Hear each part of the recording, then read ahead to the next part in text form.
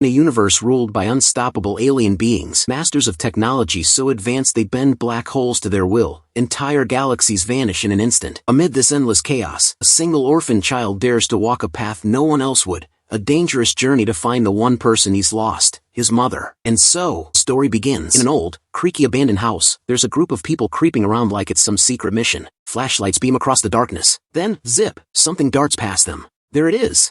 Flashlights whip around, all landing on a little boy. Dirty, quick, and definitely not in the mood to be caught. He dodges them like he's trained in parkour. But soon enough, they corner him. Throw it now! Flump, a huge net flies through the air.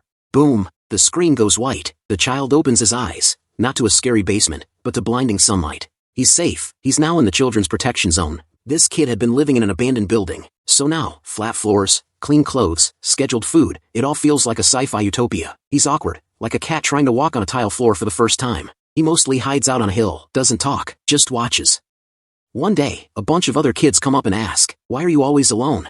The boy flinches like someone just threw a shoe at him. He curls up like a scared kitten. The other kids panic too, but then, ta-da, a butterfly gently lands on his head, like nature itself saying, "Hey, he's harmless." From the window, a red-haired girl observes this strange little scene. Can he speak? She wonders. No, another girl says. It's not a disability, he just never learned. Apparently, the rescue team suspects he was raised by animals. He's literally Mowgli, says Red. Mowgli? The other girl blinks. Red laughs. Ha, you kids don't know Mowgli? Ancient story, before he arrived. Suddenly, ding-dong, a bell rings. Kids run like there's free candy on the line. Mowgli, well, let's call him that for now, just stares like, what is this madness? A red-haired little girl pops up next to him. A sponsor letter. They sometimes send presents too. Don't you have a sponsor? Mowgli says nothing. She grabs his hand. A sponsor is like an adult who takes care of you. But later, going full debate mode. Adults are bad. No, they're good. Bad. Good. Finally she compromises with pure logic. Okay, 50-50 it's half good, half bad. Deal? She's full of stories. At lunch, she complains. Matthew's sponsor got him this huge toy. Brags about it constantly. Hits people on the head with it. What a guy. During playtime, Lily's sponsor bought her this frilly, sparkly dress. Ugh, so cringe. Studying, Joe talked to his sponsor. I wanted to throw up. But then at night, her tone changes. Me? I don't need a sponsor. My mom promised to come get me. After I sleep for 100 nights, just 100, whispering like a secret, she'll come soon. I know it. Mowgli blinks. He looks out the window. Stars moving across the sky. Then a teacher's story with a doll in her hands. They came from the stars. That's how they became our friends. A nerdy kid interrupts. That's a lie. Why would the teacher lie? Someone asks. Because they think we're babies. Duh. This kid's got receipts. Opens a book like it's classified intel. Back in the day, aliens invaded. Humans fought back with this weapon called HAK, but the aliens ate it, so we surrendered. Why'd they eat it? They were hungry. Duh. Back in the present, at the Children's Protection Zone, a staff member calls out, Lala Carlo. Kids raise their hands. Mori. Mowgli, his name is Mori, looks around, confused. You got a letter, the lady says. You have a sponsor now. Aren't you happy? Then, thump, a sound. Mori turns around. And there she is, a red-haired girl, tears in her eyes. So Dina runs off to her little hideout, full-on crying mode activated. She's upset, like end of the world, leave me alone upset. Mori, being Mori, doesn't know what to do. So he does what any emotionally confused forest boy would do, runs in circles like a panicked hamster. She yells, go away. But Mori just panics harder, and then, out of nowhere, throws his half-eaten cookie at her. You know, like a squirrel offering its last nut. She freezes. That was his treasured snack. The cookie of friendship. She looks at it, touched, and says, these are all things you cherish. Then quietly admits, 100 nights have already passed. My mom thought I couldn't count, but I can. And then, like someone quietly breaking inside. I'm alone now. Mori doesn't respond with words, he just sits beside her. No pep talk, no tears, just silent, warm company. And that hits way harder than anything he could have said. She glances at him, touched, and teases. Can I really eat this? Mori looks at the cookie like it's doing parkour, eyes locked as she waves it left and right. He's drooling like a puppy, and for the first time in a while, she laughs, that real kind of laugh, the kind that sneaks out when your heart's still heavy, but someone gives you a moment to breathe. Then she asks, you can't read, can you? And grabs his sponsor letter. She opens it, expecting a sweet, heartfelt message, and instead finds. Hello, there. She's like, wait, that's it? But before she can roast the sender's handwriting, something falls from the letter. A small, pressed flower. Mori's whole brain lights up. He stares at it like it's the rarest thing on earth. That night, he holds it in his hand, sniffs it gently, and for the first time, it feels like he's somewhere safe, somewhere beautiful. Then, quietly, he falls asleep, holding it close. Morning rolls in, and one of the staff calls out like it's mail time in a drama. Mori! You've got a letter. Another caretaker peeks over like a fan club president, grinning. Mori's so lucky. And they're not kidding. There's a pile of gifts around him, letters, toys, you name it. The red-haired girl, Radina, stands there, wide-eyed. Wow, it's stacked up this much? But then she squints at the letters. Still just simple words, and the handwriting's a mess. She's probably trying to decide if it was written by a toddler or a particularly lazy adult. Another kid gasps at the crayon set, which looks like the deluxe kind you only see in ads. I've never seen this many colors. Meanwhile, the nerdy one randomly yells, let's brush our teeth. Nobody knows why. Maybe it's just his thing. The kids start speculating like detectives at snack time. Who is this sponsor? Are they rich? Do they want something? Adults are only nice when they feel guilty, right? That last one hits a little too hard, but hey, these kids have lived things. While everyone's overthinking it, Mori finds the crayon box, eyes sparkling like he just discovered treasure, and immediately tries to eat it. Radina leaps into action like it's a crime scene. Stop, Mori, that's not food. Then she shows him how to draw with it instead. You dummy, this is how you use it. And Mori just stares, absolutely mind-blown. Like someone handed him magic. Because to him, maybe it kind of is. It's laundry day at the shelter, and the director's like, it's warm out, who wants to help wash clothes? Boom, instantly, all the kids roll up their pants like mini warriors heading into battle. They start stomping the laundry with their feet, laughing like it's a water park. One kid points. Look, our toes are all wrinkly. The nerd confirms, completely amazed. They really are. And Radina? She's standing there like the adult in a kids-only rave. You guys are such idiots. What's so exciting about wrinkly feet? But behind them all, Mori's quietly doing his thing, eyes sparkling, fully immersed, hands and feet in the water like a happy little cat. Radina watches him and finally softens. Yeah, it's amazing, Mori. She's about to warn him. If you step too hard, the water will splah. And boom, right on cue, Dina. She turns, stunned. Across the field, her mom is waving with a huge smile. Radina. And just like that, everything around her disappears. She lights up, yells mom, kicks over the bucket like a dramatic anime scene, and runs straight into her mother's arms. They hug, tight, real, full of everything she's been holding in. Tears pour out, but it's pure joy now. Every other kid just watches in silence, including Mori. He's frozen, like he just saw something he never knew he was missing. Later, Radina walks up to him, eyes red and puffy, but calm. She acts like a big sister prepping her little brother for life. Take care. Don't eat too fast or you'll get indigestion. Got it? Then she pulls out gifts. Here, all of this is yours. Stop running around barefoot, wear these. Mori blinks, speechless. She hugs him, tears in her eyes. Mori, you must be happy. That hits him hard. He hugs her back, tightly. His expression softens into something new, a real, genuine smile. The kind that only shows up when someone gets it. And then, Radina walks off with her mom, hand in hand. She waves to everyone. The kids wave back. Mori stands still, not sad, not crying, just quietly trying to understand what he just saw. Mori sits alone on the hill again, but this time, it's different. Yeah, his best friend's gone, and sure, it leaves a big hole. But he's not really alone. He's surrounded by gifts, letters, a talking doll that probably says weird things at night, and a warm cloak that feels like a hug from the sun. He looks at the flower that came in one of the letters, and suddenly those old questions come back. What kind of person sends all this? Why are they being so nice? Are they rich? Or just guilty like the other kids said? But then Mori remembers something else, Radina's face when she saw her mom. That smile. That light. He looks back down at the letter again, holds the flower gently, and wonders, could this person be my mom? And just like that, something clicks. Mori grabs the bag Radina gave him, stuffs it with his tiny treasures, and sets off, quietly, bravely, with this big, unsure hope in his heart. 1 step. 2 steps, across the frost, past the orphanage, toward the train tracks. He doesn't know where the road leads, but he knows why he's walking it. To meet his mom. Like, share. Mori wakes up on a moving train, courtesy of a surprise kiss from a cow, because nothing says good morning like a tongue bath from a barn animal.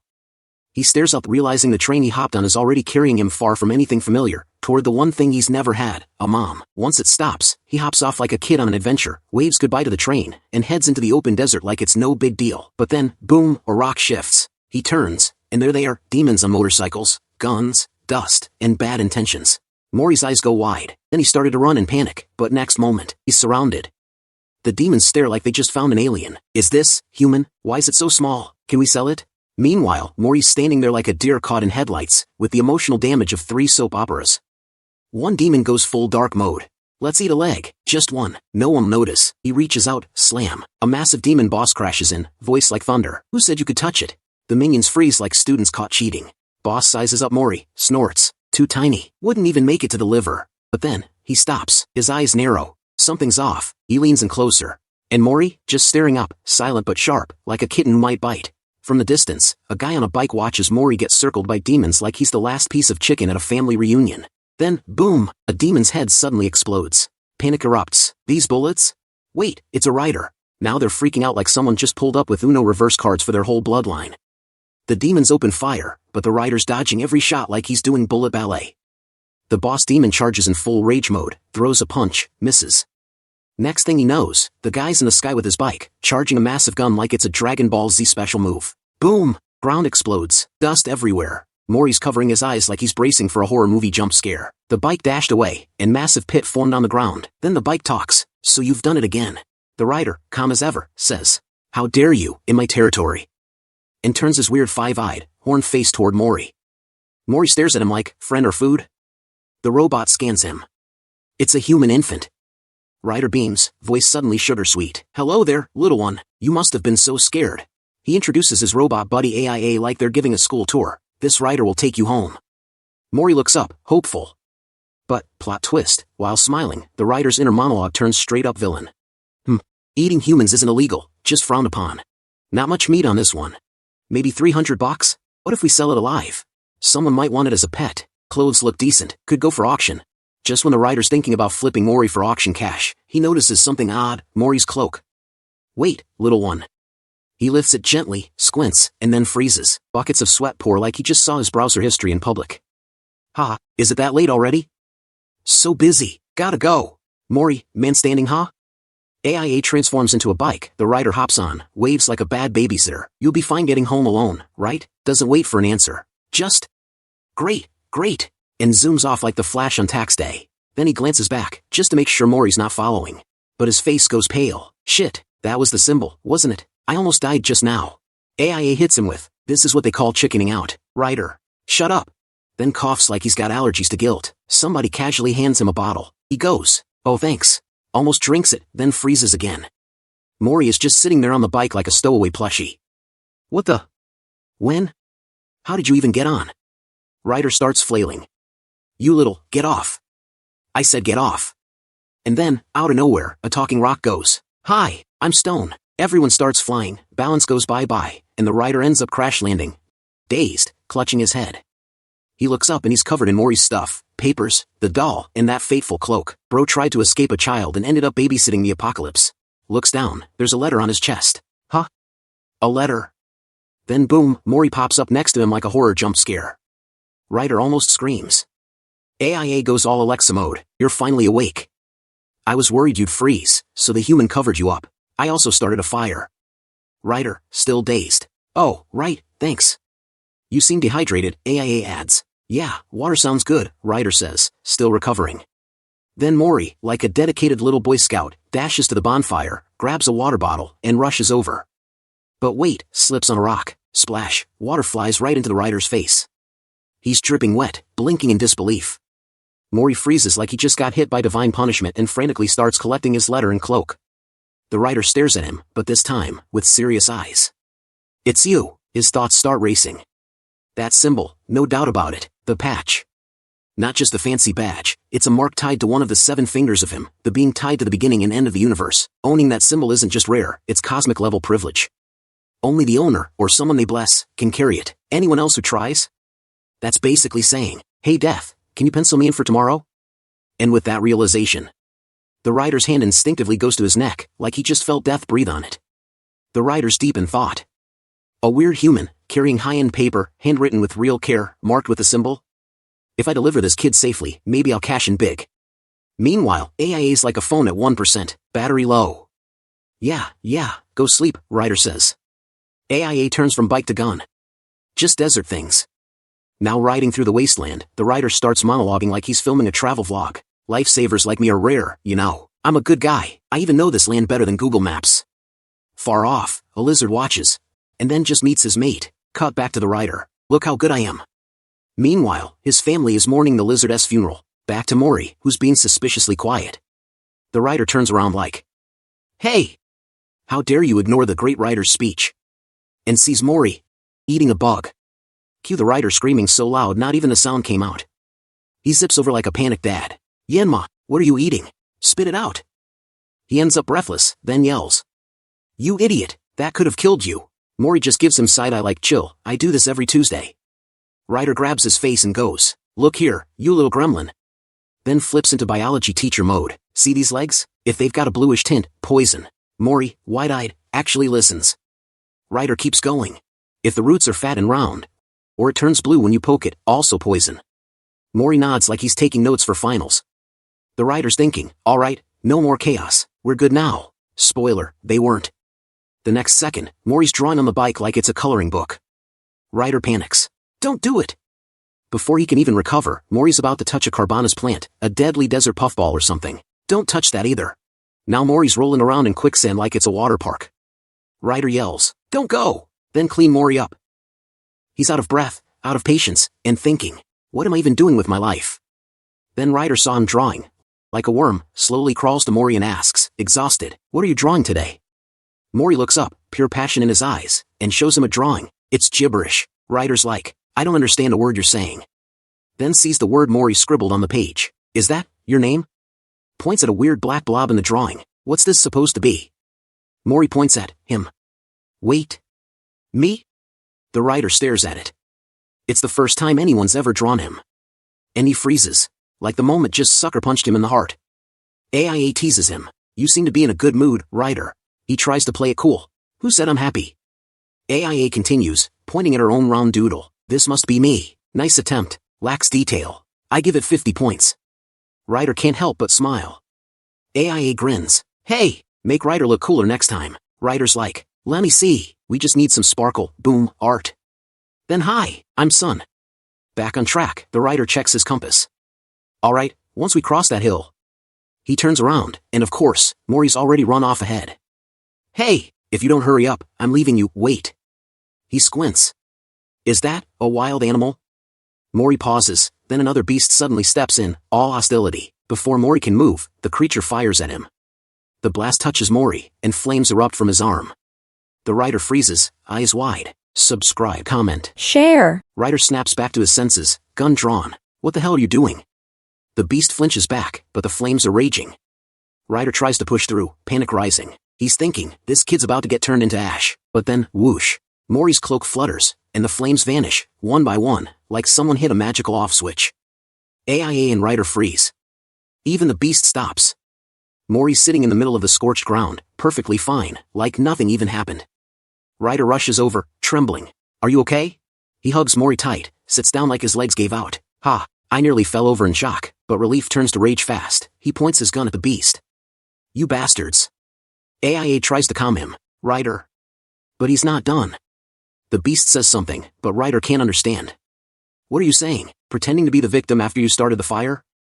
He picks Mori up, then yells, "Hey, is your kid the only one that matters? This one's a child too, you idiot. He almost got turned into a campfire snack. You wanna go, huh?" He's ready to throw hands, or hooves, or whatever they've got. The ground rumbles, AIA freezes. Something's coming from below. Suddenly, a massive beast rises and circles them. Rider's like, "Oh great, it's the mom." He glances at Mori, panic setting in. "I need to get the kid out, now." But before he can act, the adult beast slams its paw down on the little one, forcing it to bow. Rider's brain short circuits. Where am I? Who am I? What's going on?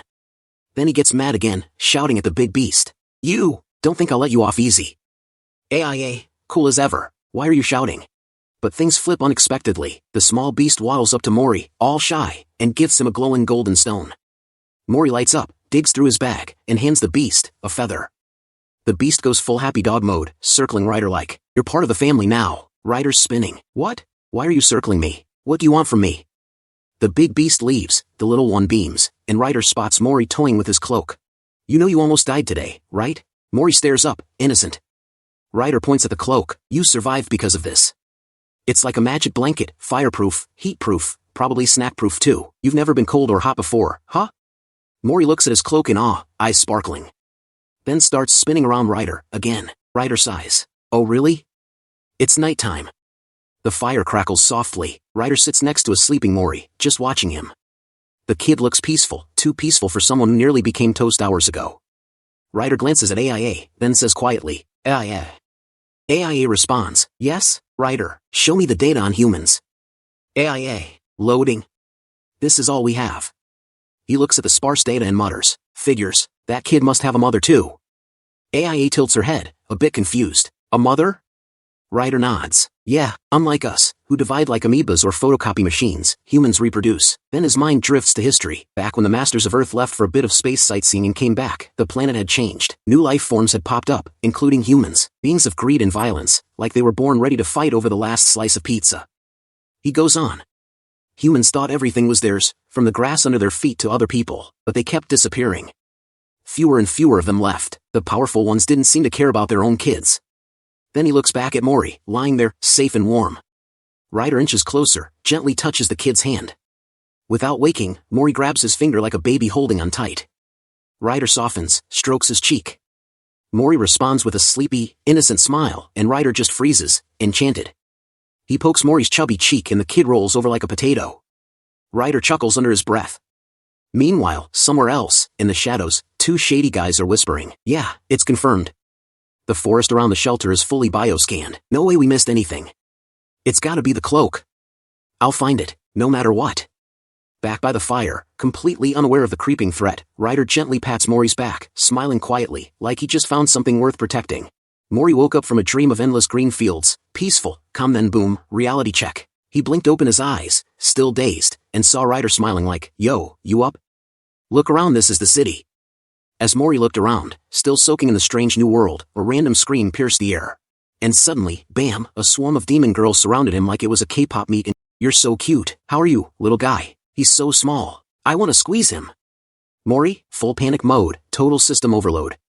Rider swooped in, scooped him up like a football and barked, hey hey hey, do you even know how much this kid costs? You want to touch, you gotta pay. Shoot them off like a bouncer at a VIP club, then sighed like, man, I didn't think he'd attract this much attention. And Mori? Probably wondering if going back to that grassy dream was still an option.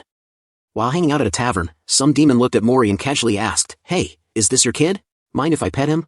Rider, deadpan, asked directly, man, and Mori just stood there like, yeah, I'm used to this circus. Then the tavern owner popped in. Valentine, loud and familiar. Raider, what's this? You raising a human now? Rider shut it down fast. It's not food, so don't get weird. Valentine laughed. Pfft, who eats humans these days? What are we, cavemen? Business time. Rider showed him the mysterious letter. Seen this symbol before? Valentine's eyes widened. Whoa, yeah, that's a payment seal. I saw it once during a trade. Pretty sure those people are in this city. Rider tensed up. They live here? Valentine nodded. And then, plot twist, he pointed at Mori's black hair. The guy I met had hair like this kid. You think there's a connection? Rider, sweating. Why would they come here of all places? But before he could spiral, Valentine flipped into salesman mode. All right, so that'll be one room, power bars, solar charger, 50 coins. Rider, 50? What? You throwing in a foot massage too? 35. Valentine, 35? You trying to bankrupt me? Do you know how much prices have gone up? Meanwhile, the other customers just groaned. Here he goes again, classic tavern drama. While Mori and AIA were busy playing nearby, probably inventing a new sport called Catch the Invisible Ball, Rider was in the middle of haggling war part 2 with the tavern owner. Do you think you can trick me again? Rider barked. Valentine, acting wounded. I was too nice last time. Fine, 42. I can't go any lower. Rider sighed the sigh of a broke man with too many expenses and not enough pockets. So he dropped everything he owned onto the floor like a yard sale. AIA scanned their assets. I have a battery with 70% charge left. Wanna sell it? Rider, that's a waste. AIA, what about his stuff? Rider, what? Are you trying to kill me? I need food to live. That's when Rider noticed the glowing stone. He picked it up, turned to Valentine, and asked, how much is this worth? Valentine's eyes lit up. Oh ho, a Tomas stone. You don't even know what you're holding? And before Rider could say anything, crack, Valentine just broke the stone in half like it was a biscuit. Mori went full gremlin mode, practically lunging across the room. Rider had to hold him back before Mori drop-kicked a grown demon. Valentine, still grinning, said, relax, take a look. The broken pieces began to glow, then click, they mended themselves like nothing happened. Both Rider and Mori blinked. Valentine explained, yeah, it repairs itself, absorbs light during the day, glows at night, super cool, right? Then he slapped the table dramatically. So, is it expensive? Valentine shrugged. Pfft, nah. Everyone's got one these days. It's basically the fidget spinner of glowing rocks. Rider thought so, then turned to Mori. Here, take it. Mori reached out for his glowing little stone. But it rolled just out of reach again. Determined, he chased it through the crowd with those tiny legs pumping hard. But just as his hand touched it, another hand landed right on top of his. Mori froze, then looked up. And met the eyes. Let's call him Blackie, because everything about this guy screamed shady. Blackie gave Mori a chilling grin. Oh, very cute. Mori didn't wait. He clutched the stone and bolted, running with everything he had, but he didn't get far. A hand snatched his collar mid-sprint, lifting him like a rag doll. Before Mori could scream, flip. Blackie absorbed him. He fell into total darkness. Then panic struck. He ran to the nearest wall, if you could call it that, and started banging his tiny fists against it, over and over. Outside, Blackie walked calmly through the crowd. Inside, Mori screamed into nothingness, terrified, alone, and desperate for someone to come save him. While Rider was still haggling over power bars and charging ports, he turned to say something to Mori, but the kid was gone. His eyes widened. Where did that brat go? Then chaos. Nearby, a demon stumbled past, grumbling like he'd been shoved aside by something big and weird. Rider's instincts snapped to high alert. He bolted outside and yelled, "Hey, wait!" AIA went full detective mode, scanning. Rider shouted at the suspect ahead, "You there, stop for a moment." He reached out. I said stop. And then, thud, Blackie tripped. Rider blinked. Huh? That's when AIA's voice came in, cold and precise, a life form with a temperature of 36.8 degrees Celsius detected in the pocket. Rider's face twisted. That bastard. He's got Mori. Without hesitation, he barked, "I need to get ahead and block them. Go up." AIA shot off like a drone on a mission understood. The chase was on. Rider darted through the city streets. AIA scanned from above, running facial scans, heat maps, traffic data, probably even checking if Blackie had overdue library books. 14 possible routes, AIA calculated. Based on speed and direction, Route 2. Starting navigation. Stairs ahead. Rider charged forward. Blackie glanced back. AIA shouted to the rider, "Move to the bridge on the left." In the middle of the bustling demon market, one proud artist stood tall before a crowd and announced, "My masterpiece. Half a year of blood, sweat, and sand grain by grain." And in the very next second, crash, Rider sprinted through the art like it was a sandcastle at high tide. That demon dropped to his knees, tears streaming down like it was a funeral. Meanwhile, AIA, still tailing Blackie, updated Rider mid-sprint, changing to Route 11. Blackie glanced up. Inside his pocket dimension, Mori was spinning like a sock in a washing machine. AIA's voice echoed again. Arriving at the predicted destination point, but Rider slammed to a stop, dead end. No road, just open air and gravity. He stared. "Are you serious?" AIA, still cool as ever, "Now." Rider didn't hesitate, he leapt. Full superhero moment, flying off the ledge like he was in a movie trailer. Blackie turned mid-run, only to find AIA, now transformed into a bike, skidding into place. Rider in front, AIA backing him up, both glaring like two final bosses. Blackie blinked, totally thrown off. "Who are you? Why are you chasing me so menacingly?" Rider shouted, "Mori, are you there? Answer if you can hear me." From somewhere deep inside the demon storage, Mori let out a small, scared whimper. AIA immediately locked in, scanning voice. 98% certain it's Mori. Rider's face tightened. He pointed straight at Blackie and roared, "Give me back my human." But Blackie? Oh, he had the audacity to play dumb. Human? What human? This little guy? I've been raising him. And just like that, he tried to reverse Uno Rider. "You're looking for something you raised from me." AIA reported, Mori's fear level is rising. That was it. Rider was done playing, bringing out his gun and shouted, "You bastard, stop talking nonsense and take him out quickly." But Blackie? No, he's too cute, I'm going to raise him. Rider barked out, "You're crazy." But Blackie? Oh no, he doubled down, with receipts. "You're Rider, right? That simple-minded outlaw lugging around an illegal creation? You're kind of a big deal in a most wanted kind of way." Then with full smugness, "How could someone as dangerous as you raise a human? I could give him more love." "You're keeping the kid because you like him too, right? So, how am I different?" Rider didn't even flinch. "If you're so confident," he snapped, "then let's ask Mori who he wants to be with." But Blackie? Silence. Just awkward silence. Until he finally muttered, "That's not important." Then, trying to save face, he glanced at AIA. "Firing a gun in town? That puts you on the wanted list. You know that, right?" Rider, gun still aimed, didn't even blink. "That's not important." Mori was trapped, crammed in a dark, tight space. Scared out of his tiny wits. No light, no help. Until a familiar voice echoed from the darkness.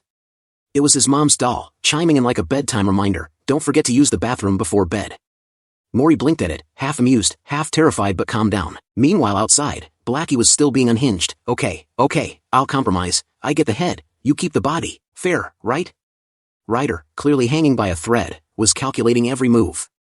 AIA whispered, energy at 63%. Enough to blow off the head, but if that pocket's made of muscle, it might crush Mori the second we shoot.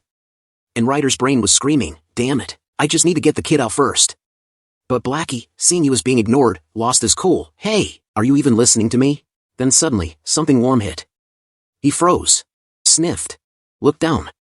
A yellow puddle was spreading in his pocket. Mori had peed on him, inside his body. Then let him out. Rider smiled in relief. Blackie's eyes widened in sheer horror. Filthy. Filthy. And just as he went to grab Mori, his hand vanished, gone like karma just took a bite. He screamed, my arm. My jewel. Rider calmly pressed his gun to Blackie's face like it was just another Tuesday. Touch him again, and I'll make sure you crawl like a worm. Then, glancing at the sirens in the distance, you're quick. But that gunshot was loud. AIA morphed into a bike. Rider pulled up Mori's pants like the badass dad he never asked to be. And they dashed away from the city. Rider finally let out a long sigh, the chaos behind them. Mori glanced up at him like, you good, bro? But then Rider just started cracking up, full belly laugh. Did you see how flustered that guy was? He mocked Blackie's meltdown in the goofiest voice. Filthy. Filthy. Even AIA chimed in with a robotic chuckle. It was truly an ingenious method. Rider turned back to Mori. Well done, little guy. Mori went redder than a chili pepper. And his doll, because of course it's still talking, cheered, I'm so proud of you. Mori's eyes lit up like stars, puffing his chest out, feeling majestic. So majestic, in fact, he grabbed Rider by the horns like he just tamed a wild beast. Rider blinked. Oh? AIA asked, all business, which direction should we go? Rider pointed off the road, fastest ways through Whale's Cradle. Then back to reality. Hey, get down. What are you, huh? Don't climb any higher.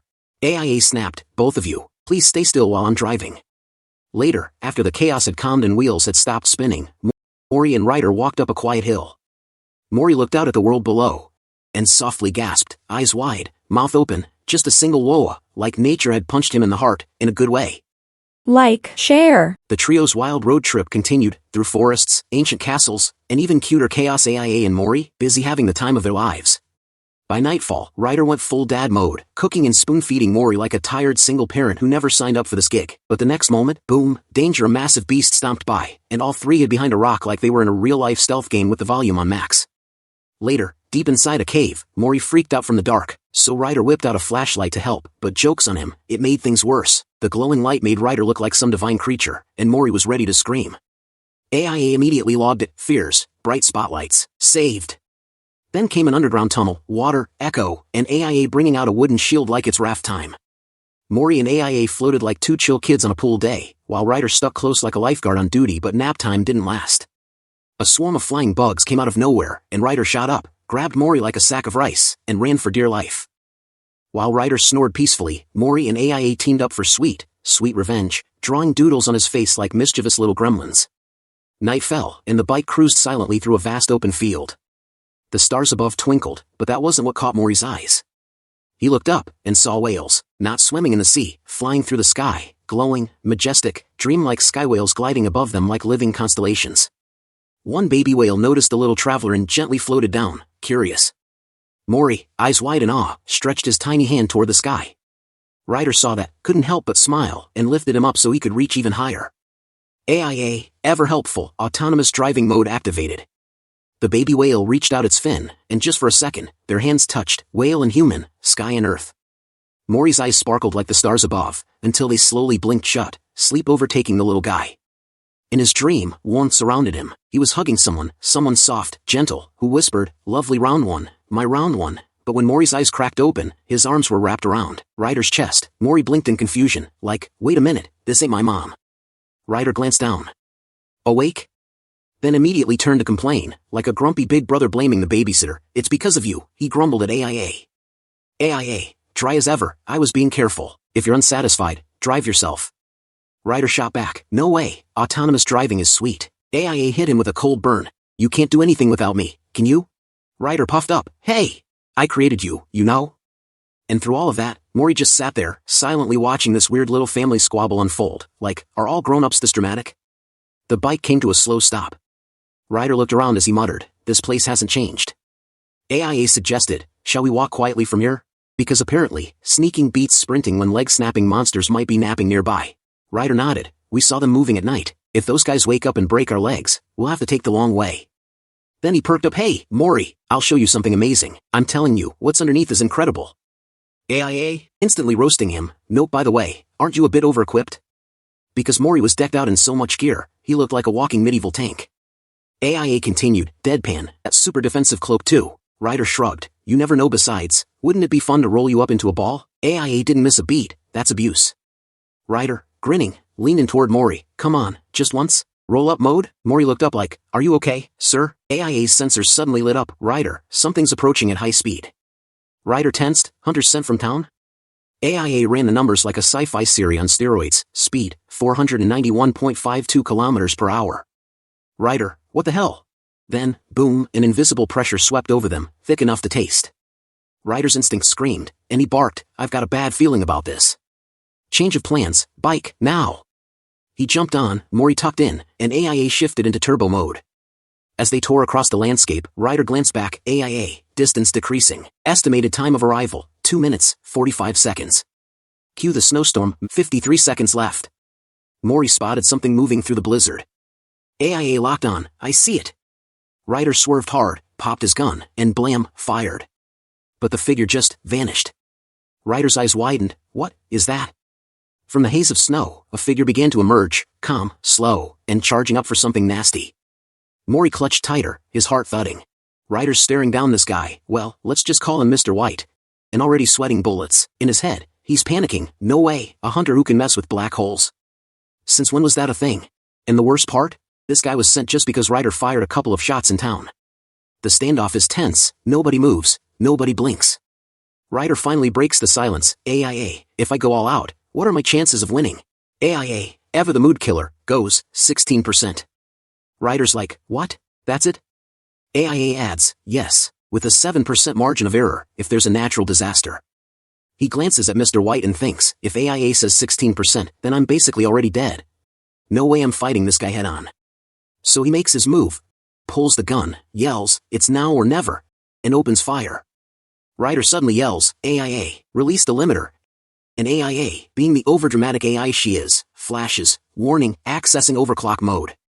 The bike roars to life, blasting forward like it just remembered it's late for work. AIA calmly warns, careful of fractures due to impact. Ryder fires a shot into the air, and suddenly snow starts falling. He smirks, great, it's responding, and slams the throttle, full speed ahead. If we make it to the bridge, we're good. Mori glances back, eyes wide. Because that snow? Oh, it's now a full-blown blizzard. The bike's engine is screaming, Mori's face is deforming from the wind like he's in a high-speed cartoon. And then, there it is. The bridge. But Mr. White is still right behind them. Ryder fires again. Mr. White just casually eats a chunk of black hole energy at him, and Ryder suddenly realizes, wait, this guy's not actually trying to kill me? He thinks maybe they can make it. Until, bam, Mr. White is suddenly on the bike, staring him dead in the eyes. Before Ryder can react, Mr. White lifts him by the neck like he's a misbehaving cat, charges his black hole, and then, mid-choke, freezes. He sees Mori's terrified face, and something clicks. His grip loosens. Ryder drops, seizing the moment, and taunts, "You're not familiar with this place, are you?" Then he lets himself fall from the bridge, only to be caught by a massive flying whale. AIA's voice chimes in, retrieving the bike. Mr. White just stands there, watching Mori, watching the whales drift away into the snow. Ryder wakes up groggy. What, did I pass out? AIA replies, shortness of breath from sudden altitude change. Ryder checks on Mori, he's fine. AIA adds, waking the sleeping whale was a good strategy. When the cradle becomes uncomfortable, it moves to the ravine. Ryder looks around, confused. AIA announces, we're in the city. Ryder sets Mori down, Mori gives a cheerful little wave, and Ryder grins. Well then, shall we head to the entrance now? But AIA, ever the responsible AI, cuts in, are you going with that face? We don't know if the Warren has reached the city yet. Better to disguise yourself. At least change your hair and clothes. A quick makeover later, Ryder steps out, hair and outfit completely different, and shouts, all right, let's go, Mori. Mori just stares at him, confused. Ryder's like, huh, what's with the look? But instead of answering, Mori starts fidgeting and looking restless. Ryder bends down, what's gotten into you all of a sudden? It's me, Rider. He scoops Mori up, but Mori starts flailing arms and legs like he's been kidnapped. AIA, sounding like she's explaining something obvious, says, he doesn't seem to recognize you because your hair has changed. Rider's baffled. Well, what am I supposed to do then? Solution? AIA climbs on top of Mori's head. Mori gets perched on Rider's shoulders, and Rider covers his own head with a jacket. Now they're basically a noisy 3-layer stack walking through the city. Mori! Stop swinging your legs, Rider grumbles. You're both too noisy, AIA deadpans. They finally step into a room where a robot says, hello. Welcome to the city, how may I assist you? AIA steps forward confidently and tells the robot, we're here to meet the patch. The robot, could you show me the insignia? Mori digs into his little bag to help, but in the process, whack, he accidentally smacks Rider right in the face. Rider lets out a sharp gasp. AIA hands over a folded letter. Here it is. The robot's eyes glow as it projects this high-tech, sci-fi hologram filled with a bunch of symbols and asks, which one of these are you looking for? Rider's mind starts racing. I see. From the owner to the members, they can all use the patch's insignia, but they're scattered in different places? AIA's also internally panicking. So. Rider's brain goes into decision overload. Who should we go to? While the two of them are mentally melting down, Mori suddenly spots something in the hologram. Without a word, he starts frantically digging through his bag like he's searching for buried treasure, and pulls out a familiar flower, the kind that used to be sent before. The robot freezes mid-process. Its hologram flickers and distorts, then it says, there's only one person for that. A deep, inky black door materializes right in front of them, humming with an ominous energy. AIA stares at the black door and tilts her head. What could this be? A door? Rider squints at it like it's some kind of alien vending machine. Looks like some kind of portal. He takes a little tour around it. The robot helpfully chimes in, don't worry, you'll arrive no matter which direction you walk. AIA just nods. Thank you.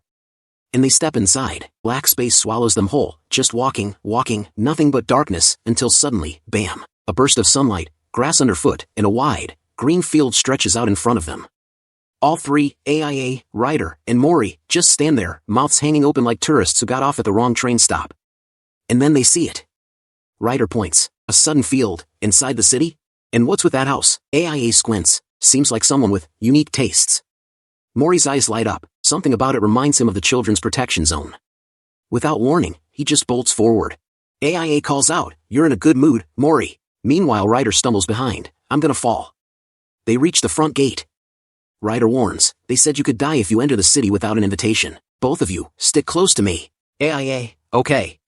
Rider peers at the gate's panel. What am I supposed to press here? Before he can figure it out, Mori hears something from inside the house. He tiptoes up, trying to peek through. And then, he spots something. Something that makes him think of his mom. The moment a shadow moves away from the window, Mori's eyes widen. Without hesitation, he squeezes through the gate. Rider freezes. Huh? And then, panic. Hey, Mori! Where are you going? But Mori's already running toward the window. Rider yells from outside. I told you it's dangerous to go in there on your own. Come back, you idiot! Mori doesn't even look back. He climbs through the window like he's been training for this moment his whole life. Outside, Rider is hammering the bell like it owes him money. Damn it! Open the door! Quick! Inside, Mori finds himself in a hall. One door is slightly open, his heart races. He runs toward it, full of hope and expectation. He bursts into the room, and stops. Not his mom. Instead, there's an alien, shaped like a penguin. So Mori's in the room, staring at this penguin-shaped alien, when she suddenly tilts her head and goes, ha! Another penguin waddles in. What? Who are you? How did you get in here? Mori's just frozen, eyes wide, slowly backing away like I think I made a terrible life choice. The first penguin says, I wasn't told we were expecting any guests. The other goes, yeah, should I go ask about this? But then, Mori catches a familiar scent, that same flower fragrance. He glances back once. And bolts. The penguin shouts, hey, wait. But Mori's already running down the hall.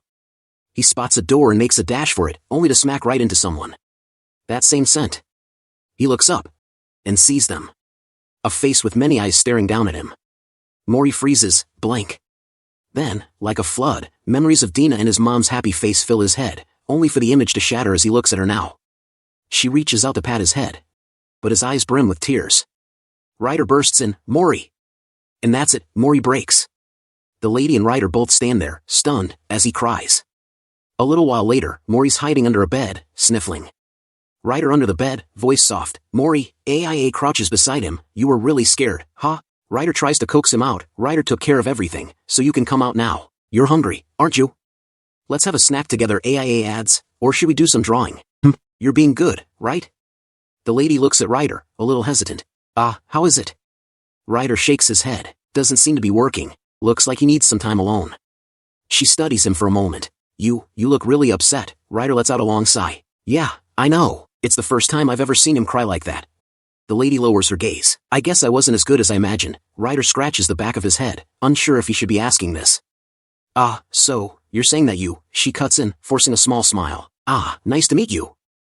I'm Miria, Mori's sponsor and the owner of Pay. Later that night, Rider's out cold, snoring away.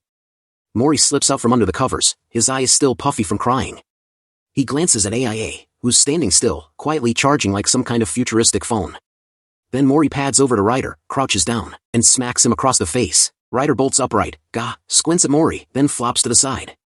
Don't do it, Mori, and is instantly back to sleep. Mori just stares at him like, what's wrong with you? Then sneaks out into the hall. It's quiet, no one around. He moves slow, like a cat on a midnight mission. But someone spots him. He doesn't notice, he's too busy making his way into the kitchen. His eyes scan the shelves, until they land on it, a piece of fruit. A memory pops up, Rider grinning. Try it, Mori. Manga, it's super rare and delicious. Determined, Mori reaches for it.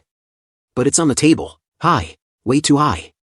He steps onto something for leverage, grabs the table edge, stretches out, and success. His eyes light up with pure joy. Until he hears a noise behind him. He turns. Miria is standing there in the doorway, silently watching him. Miria was in the library that night, quietly reading. When a faint sound broke the stillness, she looked over her shoulder. And there, in the dim hallway, was Mori, crawling toward the kitchen like a cat on a stealth mission. She tilted her head, curious, and quietly followed from a distance. Mori, completely unaware, crept inside. But then, he glanced back. Their eyes met. And just like that, Mori turned into a startled house cat, bouncing in every possible direction with no logical escape plan. Miria froze, startled herself, before instinctively retreating from the doorway. Mori stopped too, ducking behind the table like it was his personal fortress. Now it was a standoff, Miria on one side of the kitchen door, Mori crouched behind the table. She patted her chest, trying to calm down. Then her eyes caught something. The fruit he'd been after, rolling slowly across the floor toward her. She picked it up and peeked inside. And saw him. A quick flashback of him struggling to climb the table earlier made her smile. She understood now. So she crouched and gently rolled the fruit across the floor toward him. It stopped right in front of Mori. He froze, suspicious, but after a moment, he calmed down, picked it up from behind the table, and, chomp, tiny bite. Miria's eyes widened at how serious he looked while eating, but she couldn't help it, another fruit rolled his way.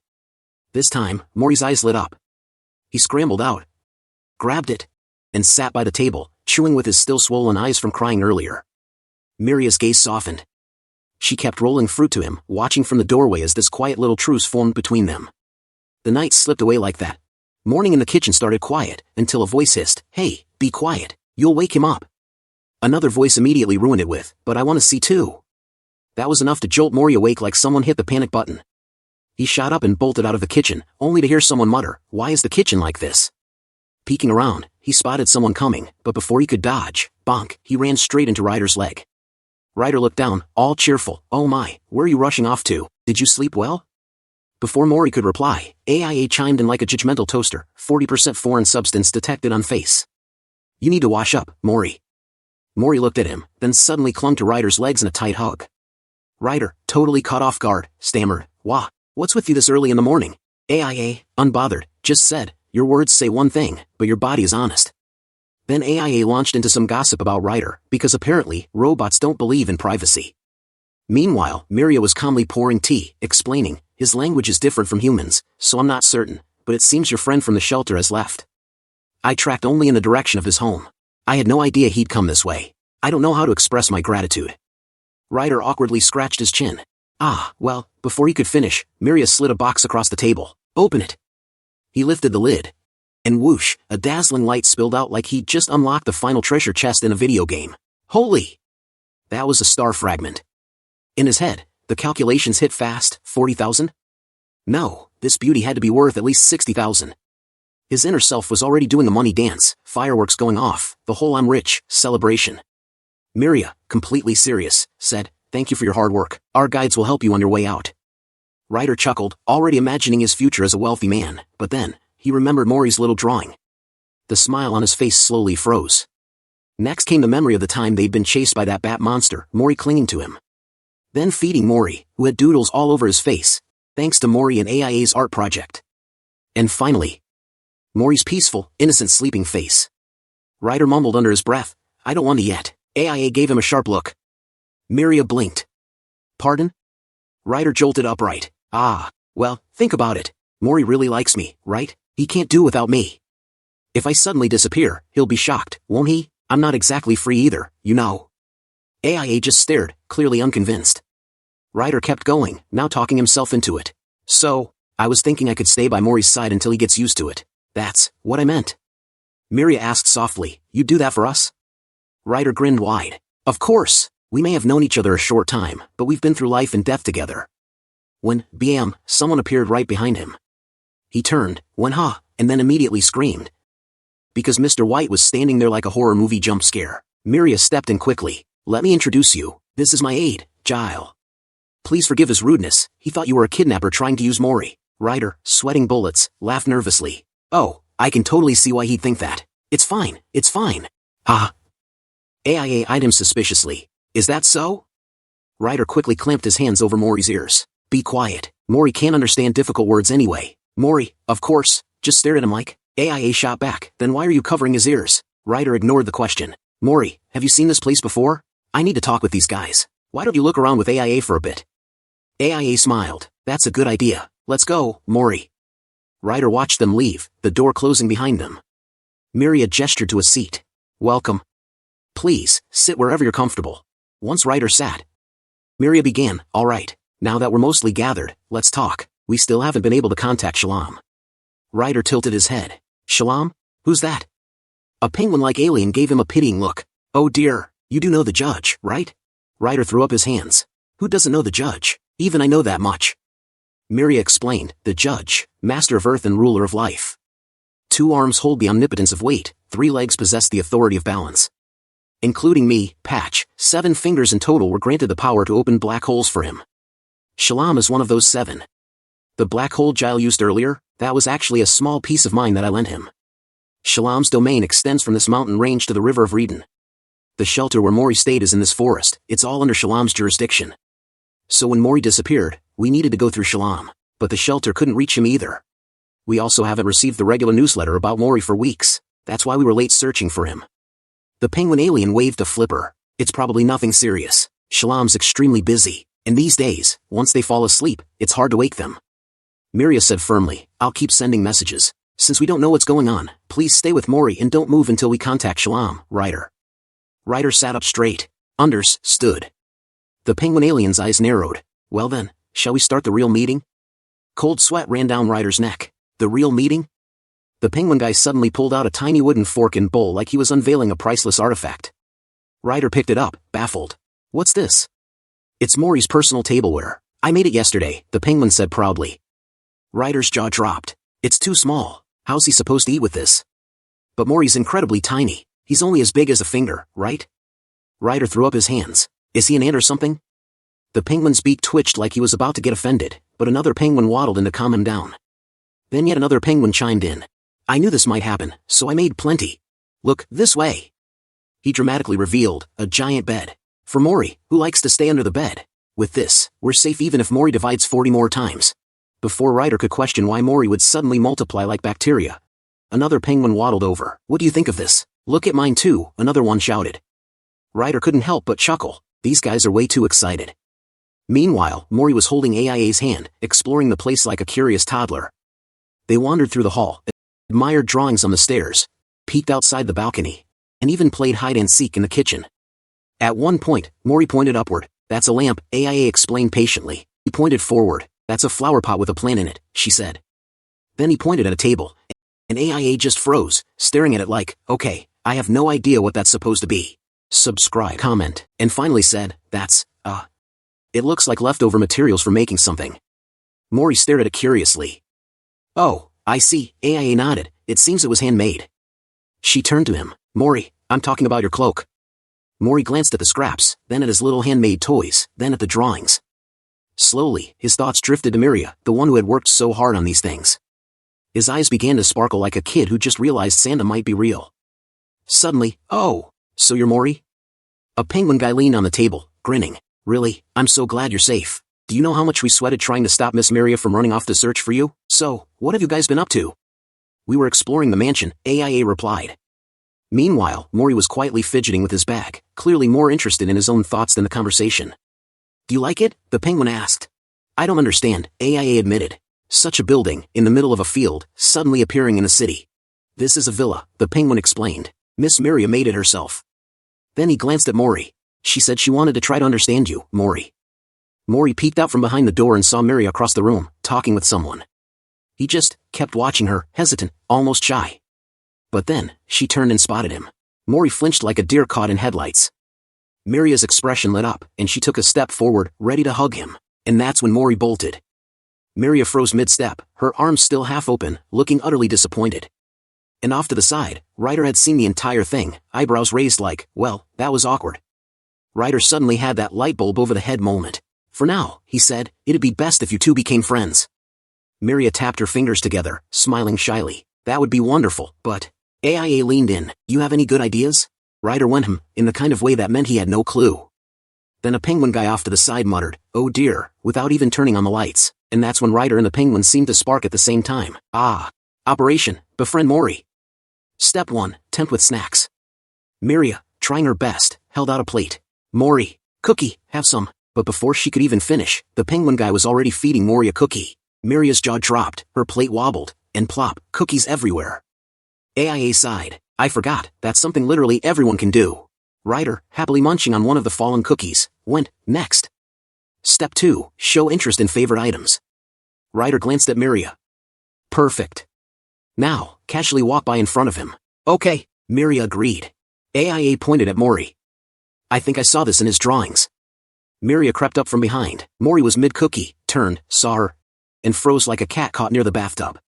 Sorry, I'll get it back right away, she blurted. Rider sighed. Next. Step 3, show a familiar appearance. And of course, Rider grinned, that's me on a bike. AIA, bring out the bike, please.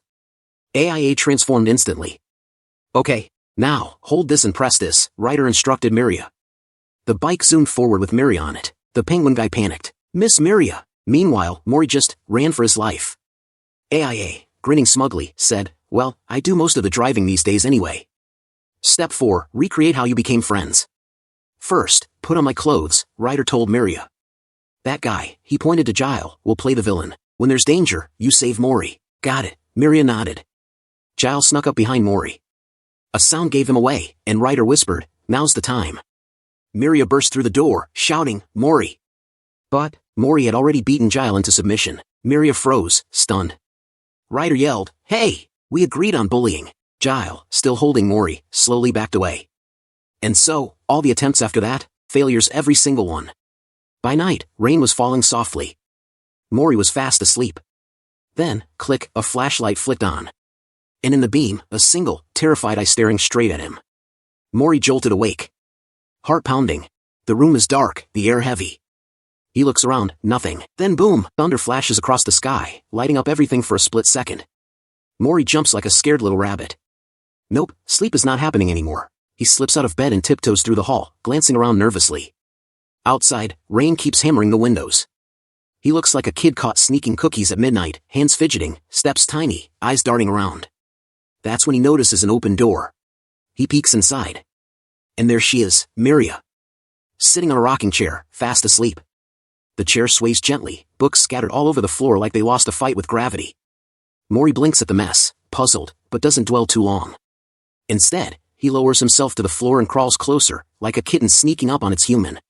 His little body trembles with each step. Finally, he climbs onto Miria's lap.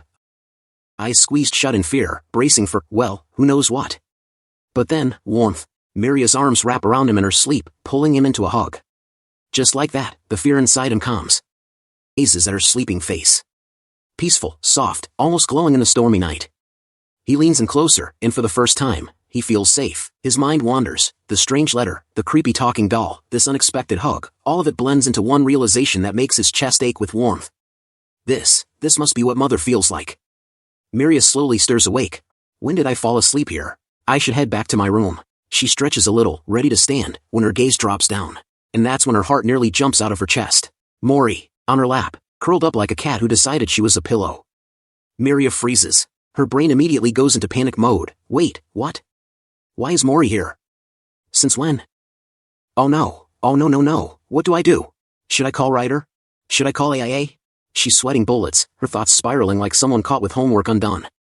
But then, she stops. She forces herself to breathe, looks down again, at Mori's small, peaceful face, completely relaxed in her arms. No fear, no walls, just quiet trust. And something in her chest softens, a smile spreads across her lips, faint and nervous at first, but real. Slowly, she adjusts her hold, wrapping her arms tighter around him, as if to shield him from the storm outside. With Mori resting on her and Miria finally calm, the night drifts on quietly.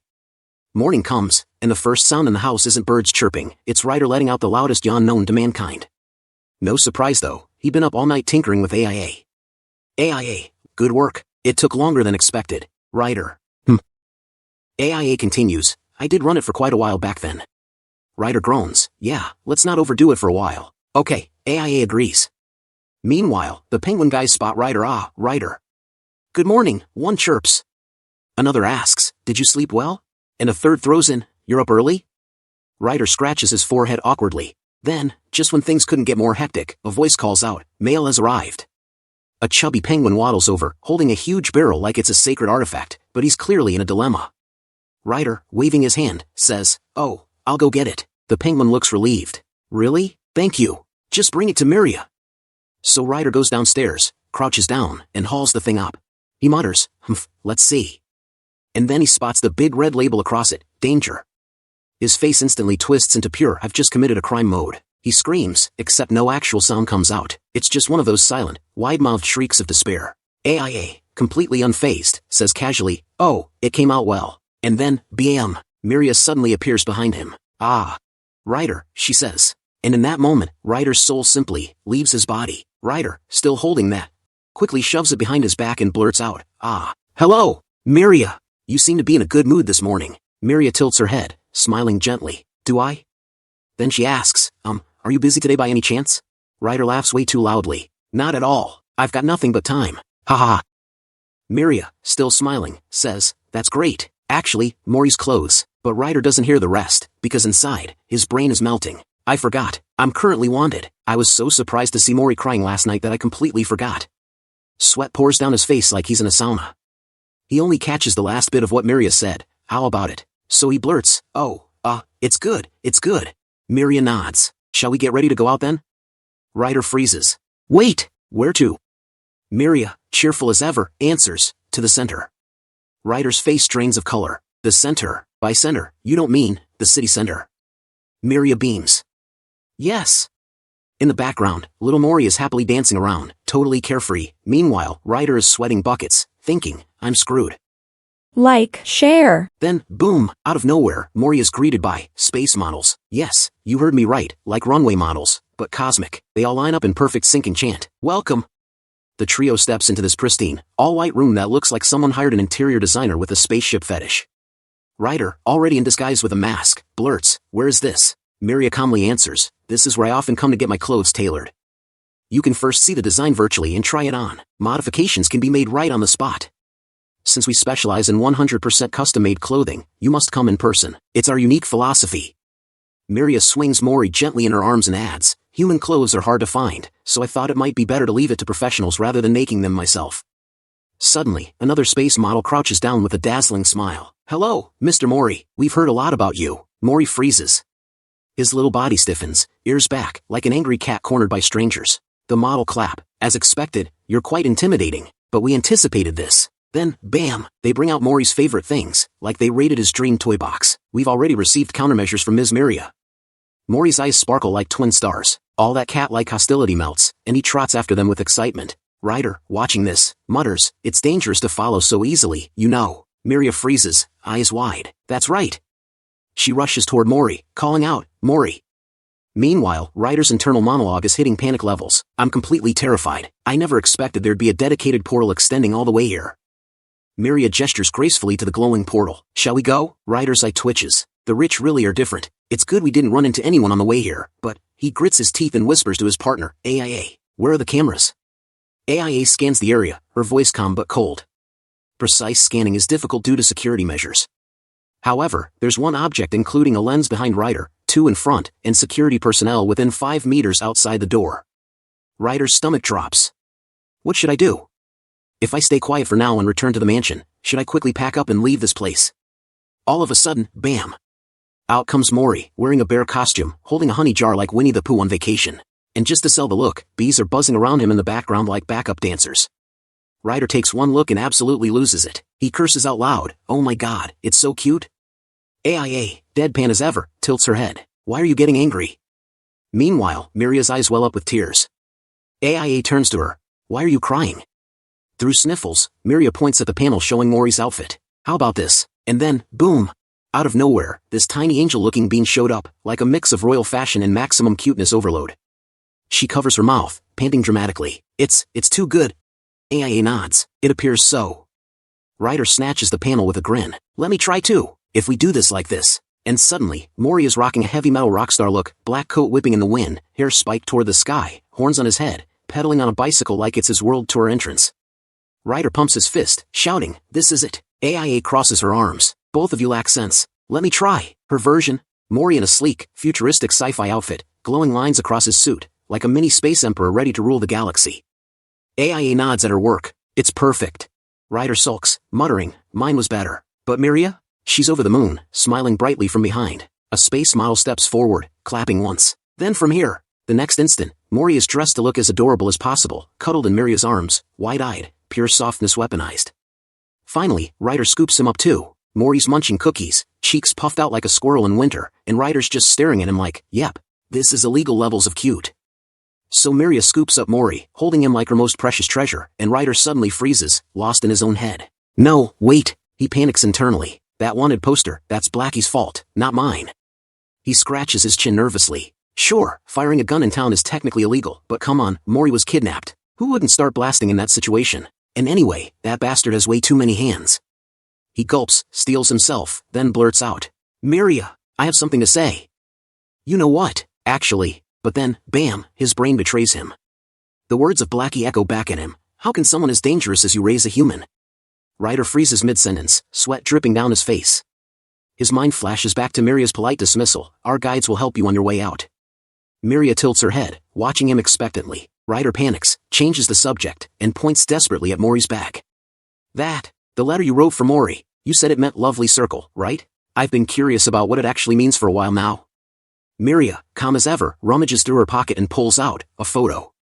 Rider takes it, squints, and goes, huh, this? Miria explains, it's Mori. Rider blinks at her like she just said the sky was made of pudding. This is Mori? Miria nods and begins to recount. As usual, I was processing documents when I saw a letter from Shalom. At first, I thought it was just another flyer being handed out in the city, and I almost ignored it. But then, I noticed the picture. She waves her hand, and the image dissolves into a moving scene. A video. Inside it, Miria looks around, so it was a video after all. She notices the sign, Children's Protection Zone. And then, movement. She leans closer, and there he is. Mori. Her breath catches. What's that? She creeps closer, eyes locked, then she sees it clearly. It's too round. How can something be that round? She's mesmerized, completely lost. The playback ends. Back in the present, Miria smiles faintly, gazing at the photo. They said they filmed from far away because Mori was afraid of the camera. Apparently, he was watching an ant. Rider just stares. An ant. Miria nods, her voice softening. When I came to my senses, I had already completed the sponsorship process and was choosing a gift for Mori. It's a bit boring, isn't it? Rider shakes his head quickly. No, it's not. Then he grumbles under his breath. This is a good start. Unlike someone else. Meanwhile, on the side, AIA is already in conversation with the space models. He often plops down anywhere. The models nod enthusiastically. Then how about this kind of material for the bottom? But then, clatter, a panel drops from behind one of them. Sparks flicker, current buzzing. Oh. I'm sorry. I'll turn it on now. As the light flicks back on, Mori freezes. His little body tenses, shrinking back, eyes wide with terror. Sweat beads down his face as panic begins to creep in.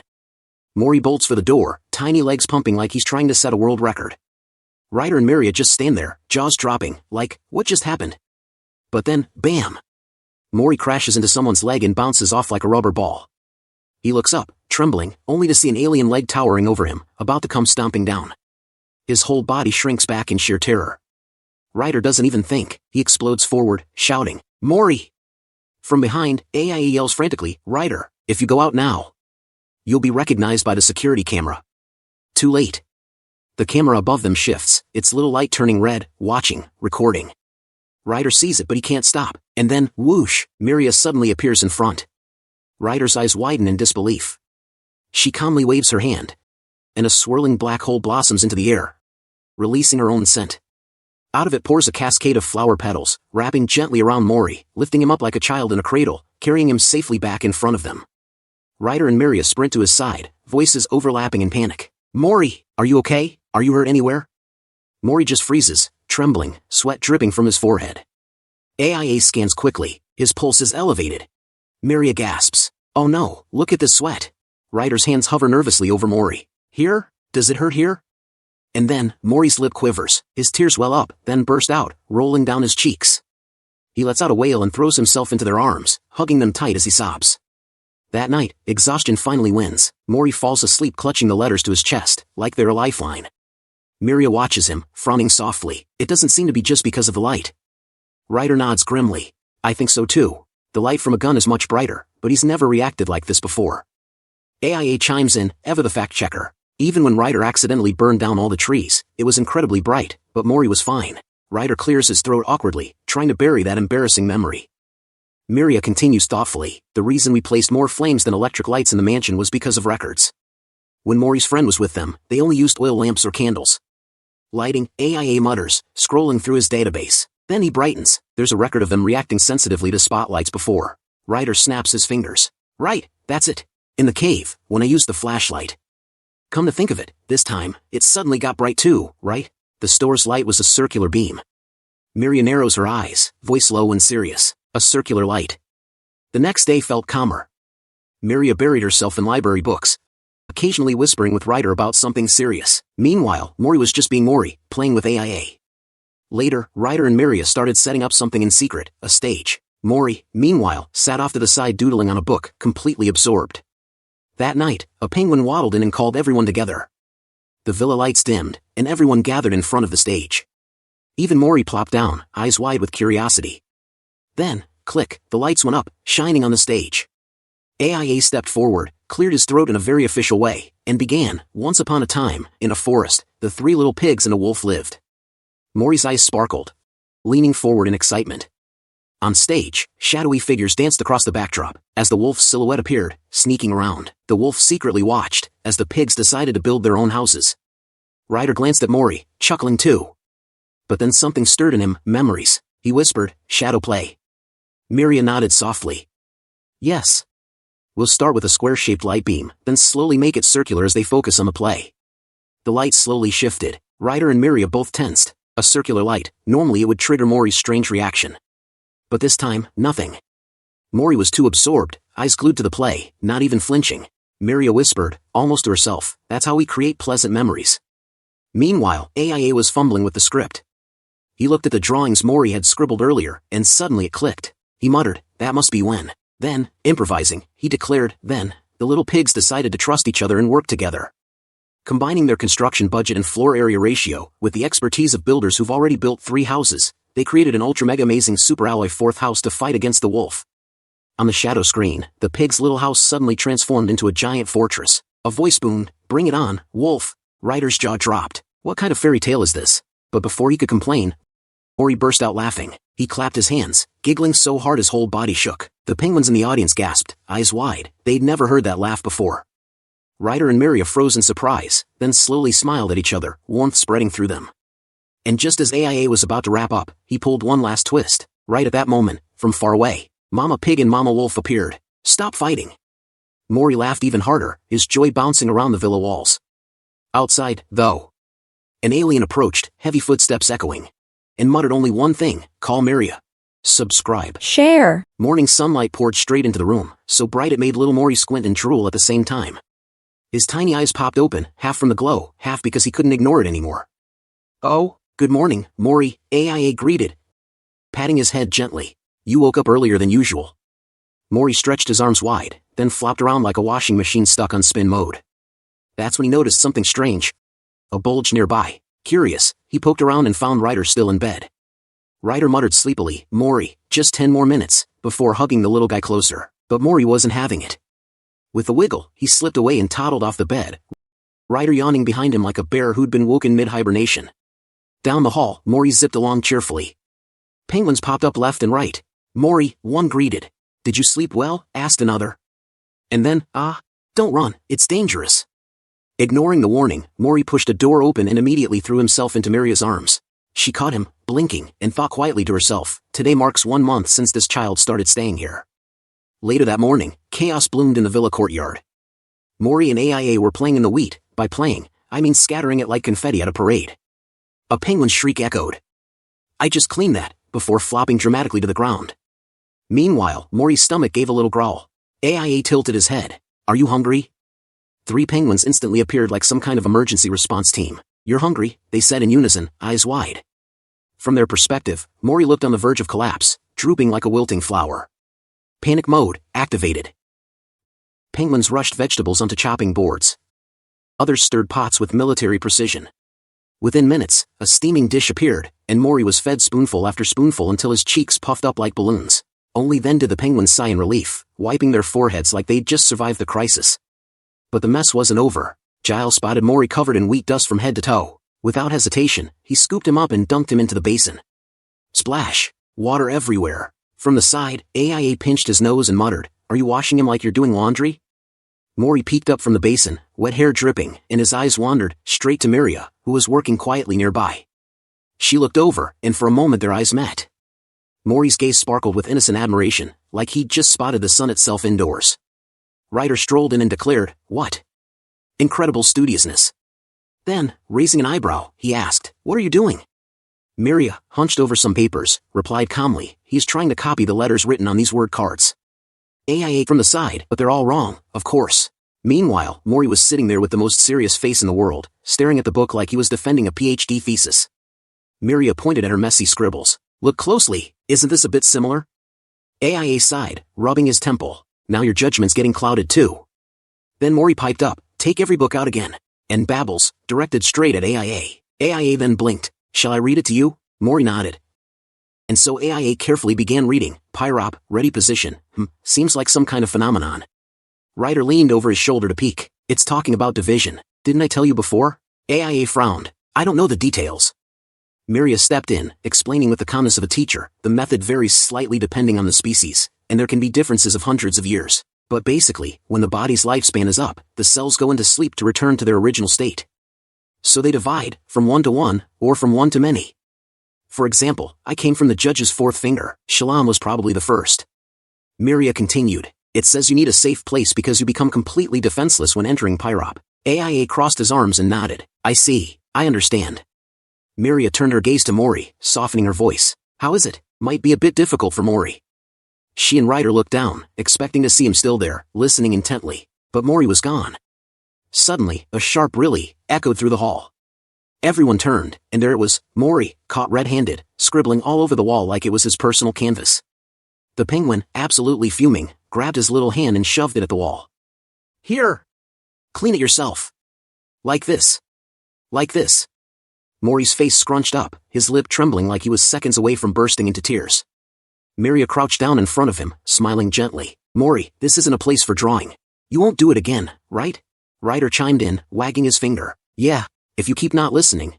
Jile will go, you rascal. Poor Jile, standing nearby, nearly choked. Why me? Why do I always have to be the bad guy? Before Mori could answer, someone shouted from outside, Mail has arrived. Instantly, Rider stiffened like he'd been caught stealing cookies. Miria's eyes lit up. Me, Rider squealed, sprinting toward the gate like it was Christmas morning.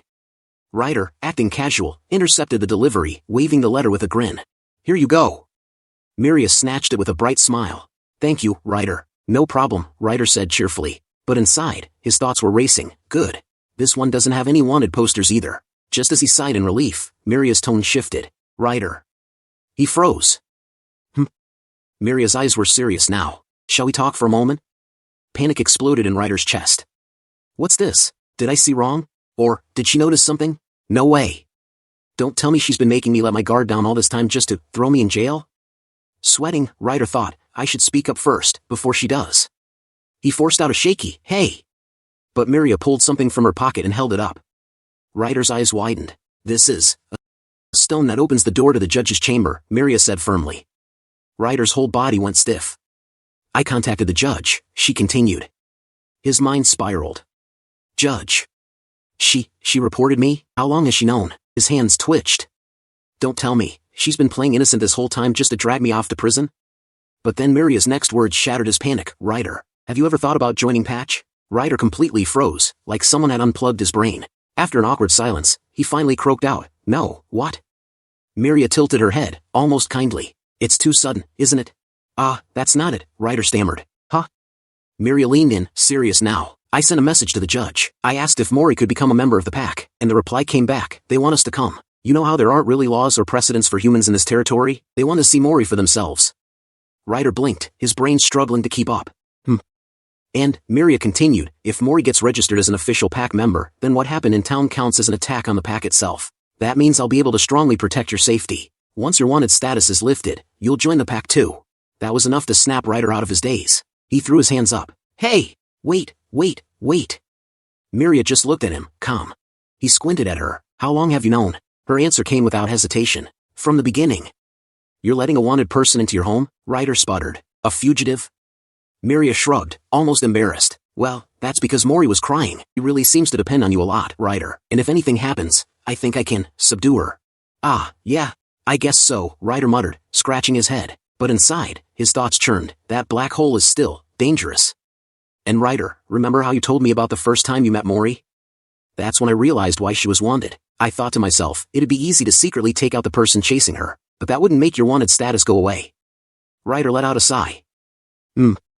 That's right. Miria stepped closer and pressed the stone into his palm. Her voice was quiet but firm. It might not be as exciting as your traveling days, but I'd like you to stay with us. Why don't you give it some serious thought? Rider stared at the stone. Yeah. Later, he wandered out into the hall, and there was Mori, fast asleep on the floor. Why are you sleeping here? He scooped the little one up into his arms. That's when AIA circled him suspiciously, squinting like a detective who smelled a secret. Why do you look like that? Rider blinked. Like what? Did something good happen? Rider's face went red instantly. No, it didn't. Miria knelt down, carefully putting Mori's cloak on him. Rider couldn't help but grin. You look very neat. Miria puffed her chest a little, trying to act casual but clearly proud. First impressions are important. I put in some effort. Around them, the penguins were already in full commentator mode. The screen is ready, one shouted like a stagehand. Don't be nervous, another encouraged. You're the one who needs to calm down, a third snapped back, and the two immediately started bickering. Meanwhile, one penguin leaned towards Zile. It's been a really long time since you went there too, right? Rider's eyes, though, were fixed on Mori, tiny cloak on, clutching his bag with both hands like he was heading off to his first day of school. For a second, Rider looked completely lost. Then he smiled gently. Mori. Mori looked up. Here, I'll take care of the bag. Let's see. Rider rummaged through it and pulled out the glowing stone, the gift from that beast. Without hesitation, he snapped it in half. He knelt and looped one piece around Mori's neck. The stone vibrated faintly, glowing like a heartbeat. I can't go with you. Rider's voice wavered, but he steadied it. But I'll be close by, okay? Mori nodded, small and serious. Miria crouched down, eyes soft but voice firm. Mori. If it feels too difficult, you can ask to postpone. Are you sure you'll be alright? Another nod. Stronger this time. Rider and Miria glanced at each other, sharing a quiet smile. Then Miria tossed a small rock high, flip, and it split the air, opening a swirling black portal. I need to go first and greet them, she said. You two wait, and then do as we practiced. Got it? She stepped through without hesitation. Mori closed his eyes, took a breath, and stepped into darkness. Then light. He found himself on a road lined with massive statues, alien guards standing tall at their bases. Their eyes followed silently as Miria walked at the front. Everyone else, Rider, AIA, the penguins, watched through the viewing panel, holding their breath. Miria stopped before one colossal statue. She bowed, and the ground rumbled beneath her feet. Dust fell from above. Something moved, something huge. The entire wall behind her slid like a curtain pulled back by an unseen hand. From the darkness emerged a glowing giant, its very presence making Miria look like a doll in comparison. Rider's forehead dampened with cold sweat. His voice cracked. That's the judge. Miria bowed deeper. Jile instinctively stepped forward, but Miria's sharp wave stopped him in his tracks. Jile leaned toward Mori instead, his voice steady. Mori, look only at Miria and go straight ahead. In front of Mori, a circular path of light shimmered into being. He clenched his fists, determination flaring, and started walking.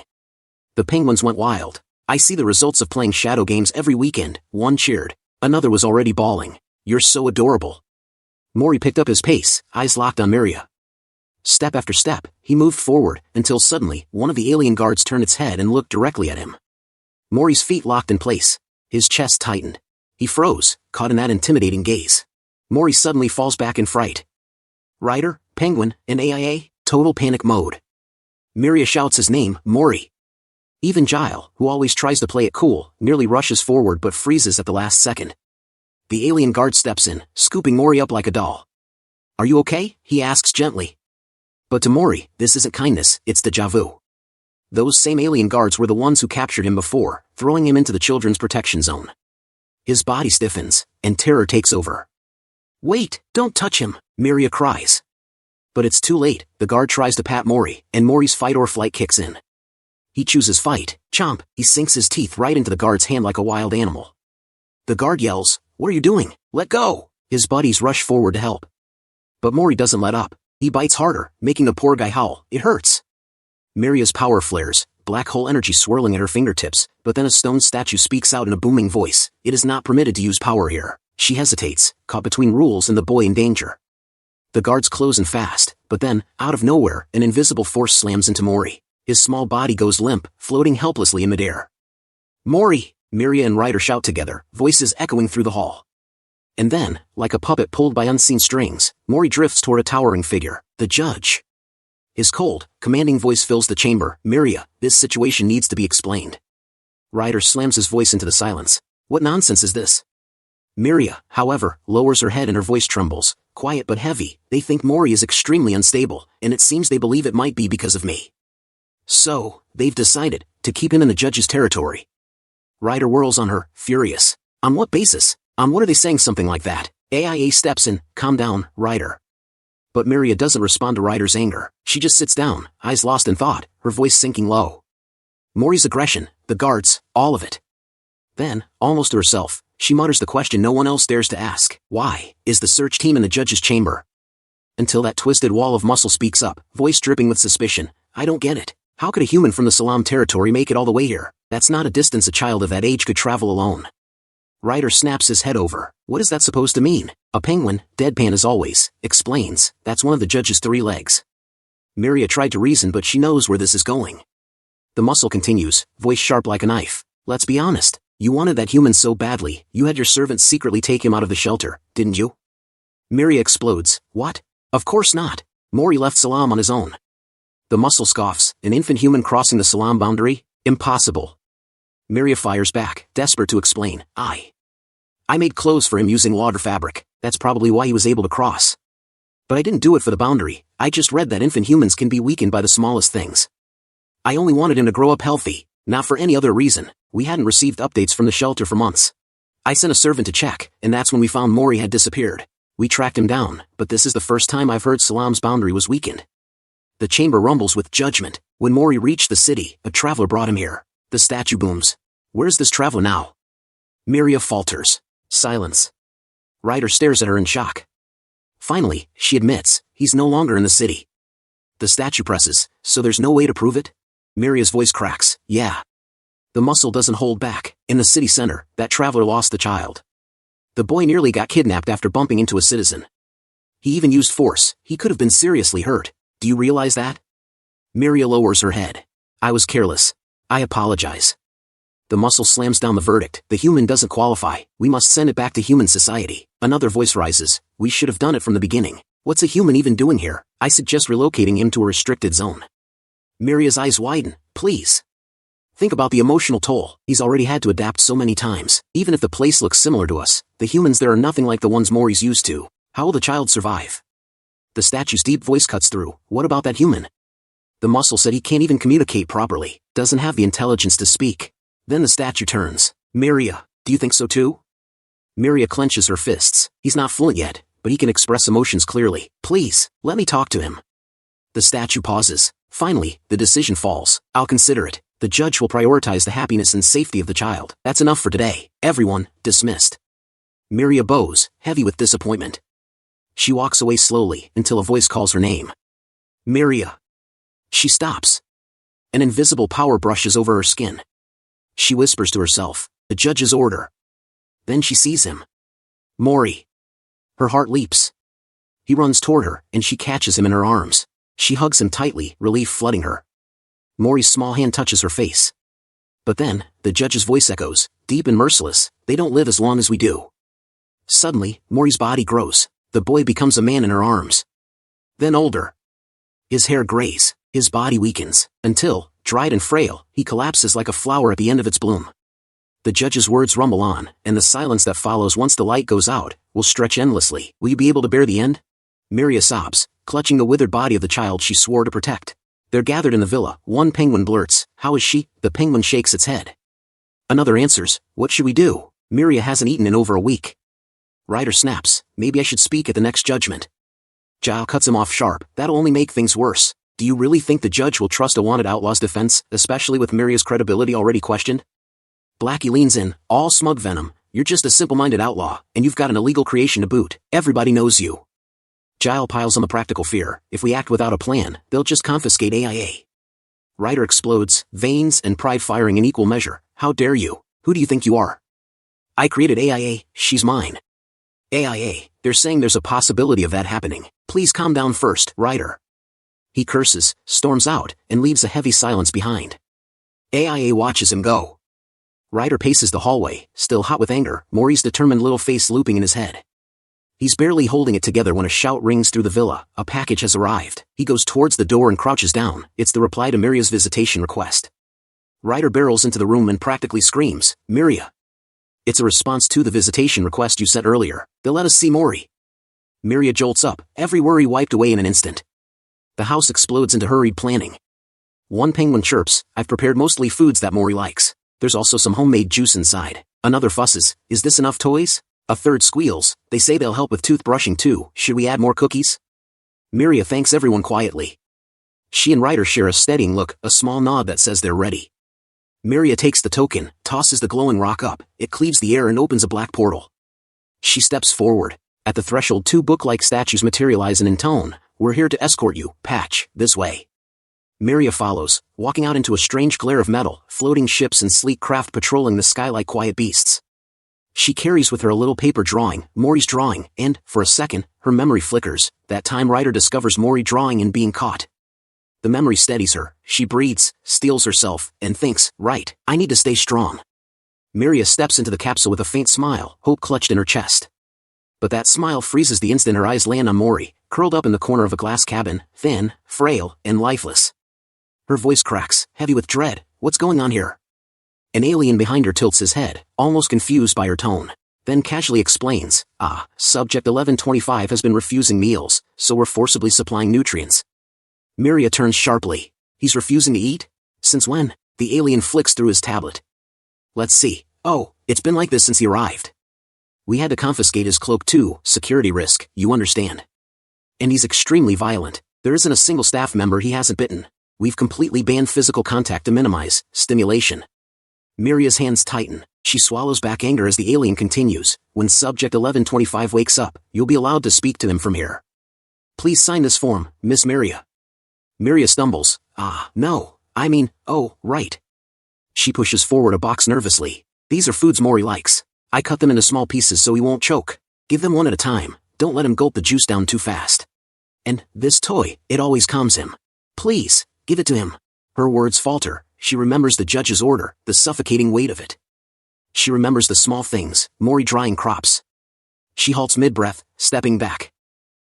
Just a moment, and she turns away. Inside the cabin, Mori stirs. As he pushes himself up, he hears it, Miria's voice. He blinks, then crawls weakly toward the glass. His lips part, trembling, Maya. But the glass blocks his view. He presses closer, frantic now. Ma. His little fists slam against the barrier, tears burning down his cheeks. He smashes his face against the glass, desperate just to see her. The alarms shriek, the system blares warnings. Staff panic. Suddenly, it's okay, calm down. Administering sedatives. Mori fights against it, but the drug drags him down. His screams break into sobs, then silence. He slumps to the floor, unconscious, his tear-streaked face pressed against the glass, alone in the cold cabin. Night falls over the mansion. One penguin whispers, "Where's Miria?" Another answers, "Still in her room." The first one offers, "Should I bring her a meal, maybe ask a few questions?" But the reply comes sharp, "No, I've never seen Miria make that face before. If we bother her now, the mansion might explode." Rider overhears this, his brow furrowed. He storms down the hall toward Miria's room. Behind him, a penguin panics, "Wait, Rider!" But Rider ignores it, pounding on the door. "Miria, let's talk." From inside, her voice is soft, tired. "I'm sorry, Rider. I want to be alone." Before Rider can answer, AIA gently taps his shoulder, pointing to the table nearby. Rider's eyes follow, and widen in disbelief. A letter. A resignation letter. His voice cracks with anger. "A letter of resignation. Don't tell me you're giving up on Mori? Are you kidding me right now? Didn't you just go see him today? How could you possibly give up on Mori? Was Mori just some object to you, something you could hand over like he doesn't matter?" The air changes. A surge of energy bursts from the room. So raw and heavy it makes Rider stumble. Miria rises, her face shadowed in gloom, her voice trembling yet terrifying. "Don't make me angry, Rider. I'm choosing what's best for Mori right now." Rider bites down hard on his lip, then explodes back. "So, this is your idea of the best option? To just run away from this fight?" "I'm not running away," Miria snaps. "Then what is this?" Rider shouts. Her voice breaks into a cry. Mori is refusing to eat. Rider freezes, stunned. "What? Say that again?" Miria screams. Mori has been lying there without eating anything since the judgment, 2 weeks ago. Tears stream down her face. They've got him hooked up to those damn nutrient tubes, hanging all over his body like wires. The pain in her words rips through the room, and suddenly the weight of it distorts everything. The mansion itself trembles, reality warping until it feels like the whole house is being swallowed into a black hole. Miria's voice quivers, breaking down as she confesses, "I was greedy. I knew human lifespans were short. And using the excuse that I couldn't contact Shalom, I didn't send Mori back to the shelter. I just wanted to stay together longer. I thought, maybe if I created a connection, Mori would be happy too." She clutches her chest, trembling. "But what if all of this was just for my own happiness? The longer I drag out this fight, the weaker Mori becomes." Her voice drops into a whisper, heavy with despair. "If Mori gets sick because of this, if this leads to death, then maybe for Mori's sake." Rider grabs Miria by the shoulders, shaking her from her spiral. His voice thunders through the room, "You idiot, don't say such weak things." Miria blinks up at him, startled. Rider waves his arms furiously, like he's scolding a child. "You seem to have forgotten. Mori is so damn tiny." "What?" AIA mutters, confused. Even Miria looks baffled. Rider doubles down, jabbing his finger in the air. "Damn tiny, you just said it yourself. One wrong move could be fatal. Even if babies look sturdy, they're fragile. You sneeze too hard near them, boom, disaster." He scratches his head, frustrated, his voice cracking between anger and desperation. "Think back, we first saw Mori in the Red Desert. That clearly wasn't the beginning. Damn it." AIA frowns. "Rider, what are you even saying?" He spins toward her, shouting with all the fire in his chest. "Don't you really get it? Mori, I mean. Even I struggled crossing that wasteland to get here. But that tiny body, he made it. Just to meet you, Miria. Just to be with you." Miria's tears flow harder, her shoulders trembling. Rider grips her tighter, his voice breaking but unyielding. That look in his eyes. Not once have I seen him wanting to go back. Not once. "So are you seriously gonna make all of his efforts meaningless?" Miria's voice quivers. "I got a call today. They said they'd find suitable human parents for Mori in the restricted area. Humans say a child should be raised by a mother." Her tears won't stop. "What should I?" Rider doesn't let her finish. He growls like a beast cornered, his words roaring out. "Who cares about that? We can do it too. That mother thing." The room freezes. AIA's jaw drops. Miria just stares at him in stunned disbelief, whispering, "What?"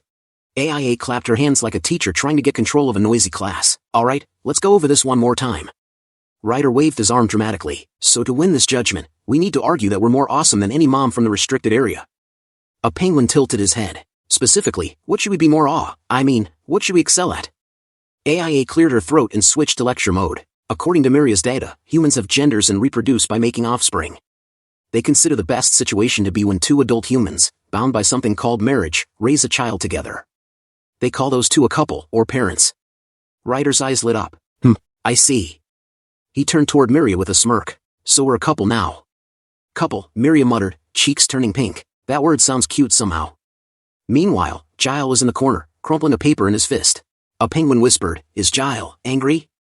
Then AIA pressed on. There's Dad and Mom. Which one do you want to be? Rider.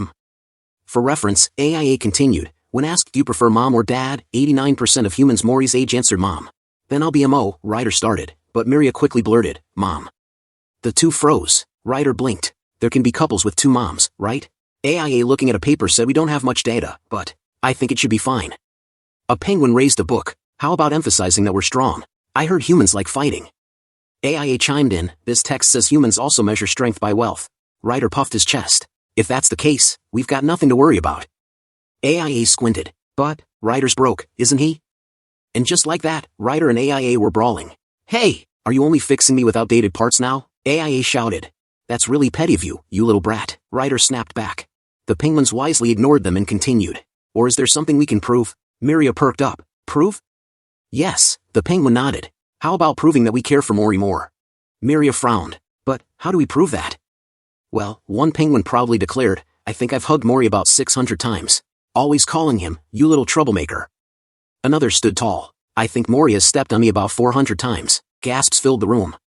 One penguin, on the verge of tears, admitted, I think. I've only scolded Mori. I should have just let him draw on the walls all he wanted. He broke down sobbing while another penguin patted his back. Then another nervously raised a flipper. We've done a lot to help Mori too, right? I mean, I did my best with his meals. He never left anything I made. That brought up an awkward memory. Come to think of it, a penguin asked Miria, what happened to what I made last time? Miria hesitated. It was sent back. He's refusing to eat. Two penguins immediately sulked into the corner, while another tried to comfort them like a counselor at group therapy. Finally, someone asked, is this all the data we got from the shelter? Yes, came the reply. Communication wasn't smooth from the start, so I'm not even sure if we received proper data at all. One of the penguins suddenly noticed something odd. A book they were relying on for human data had pages missing right in the middle. He peeked outside the door, hoping maybe someone had taken them, but another penguin just shook his head. Turning back, he sighed, we don't have enough information. One penguin even slumped to the floor. At this rate. That's when Miria stood up firmly. I need to meet Shalom. But he's not answering our calls, one penguin protested. Another blurted out, horrified, don't tell me, you're going there without an invitation? Jile immediately raised his voice. It's too dangerous, Miria. But Miria didn't back down. We're limited with the data we have now. Shalom knows the most about humans among us.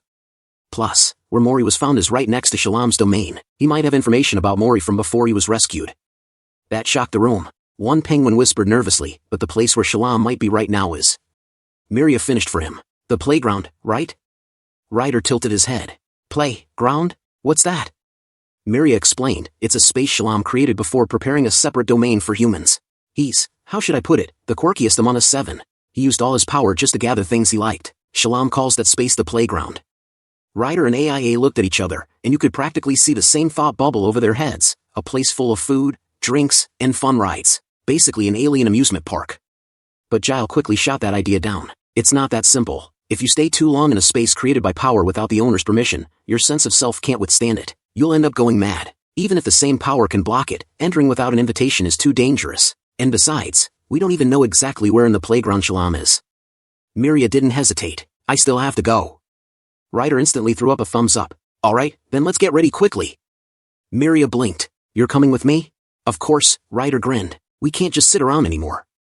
Then with a smirk he added, we're the moms, after all. AIA sighed. You weren't in your right mind to begin with. What did you say? Rider snapped. Miria, watching them, couldn't help but smile. Then Jile stepped forward. Please allow me to come along too. I'll make sure my lord is comfortable. A penguin squawked nervously, but in the end, Miria will have to protect both of you. Are you really going to be helpful? That jab hurt Rider and Jile like a dagger to the chest, but Miria defended them. Of course, if I give Jile a bit of my black hole, he can operate separately in the playground for about a day. If we split up, we can find Shalom faster. I've never traveled before, so please lead the way, Rider and AIA. Both Rider and Jile puffed up their chests and thumped them proudly. Got it! Rider slung clothes and water over his back, Jile packed a box of food, and Miria carefully opened a small container. Rider's eyes nearly popped out. I never thought I'd see a star fragment being used in my lifetime. A penguin muttered from the side. We tried so hard to stop her from using it to find Mori. AIA asked, what are you going to do with that? Miria looked down at the glowing fragment in her hand. It'll take us where we want to go. She crushed it between her fingers. But since we don't have a token or invitation, we don't know where it'll open to. Everyone, stay close to me. A massive black hole ripped open beneath them. Black smoke swallowed everything. Then, suddenly, they were falling. They crashed into seawater with a splash. Rider popped his head out, sputtering, his hair plastered to his face. Somehow the group managed to drag themselves to shore. The group started moving, their footsteps squelching softly against the wet sand of the beach. Salt clung to their clothes as they passed the coastline, the waves crashing faintly behind them. Beyond the shore rose a jagged mountain, and they climbed its winding trail. Past the rocks, they reached a lush green field. From the cliff above, Rider pointed ahead. "There," he said, voice low but certain. Miria followed his gaze and saw what he meant, a massive structure in the distance.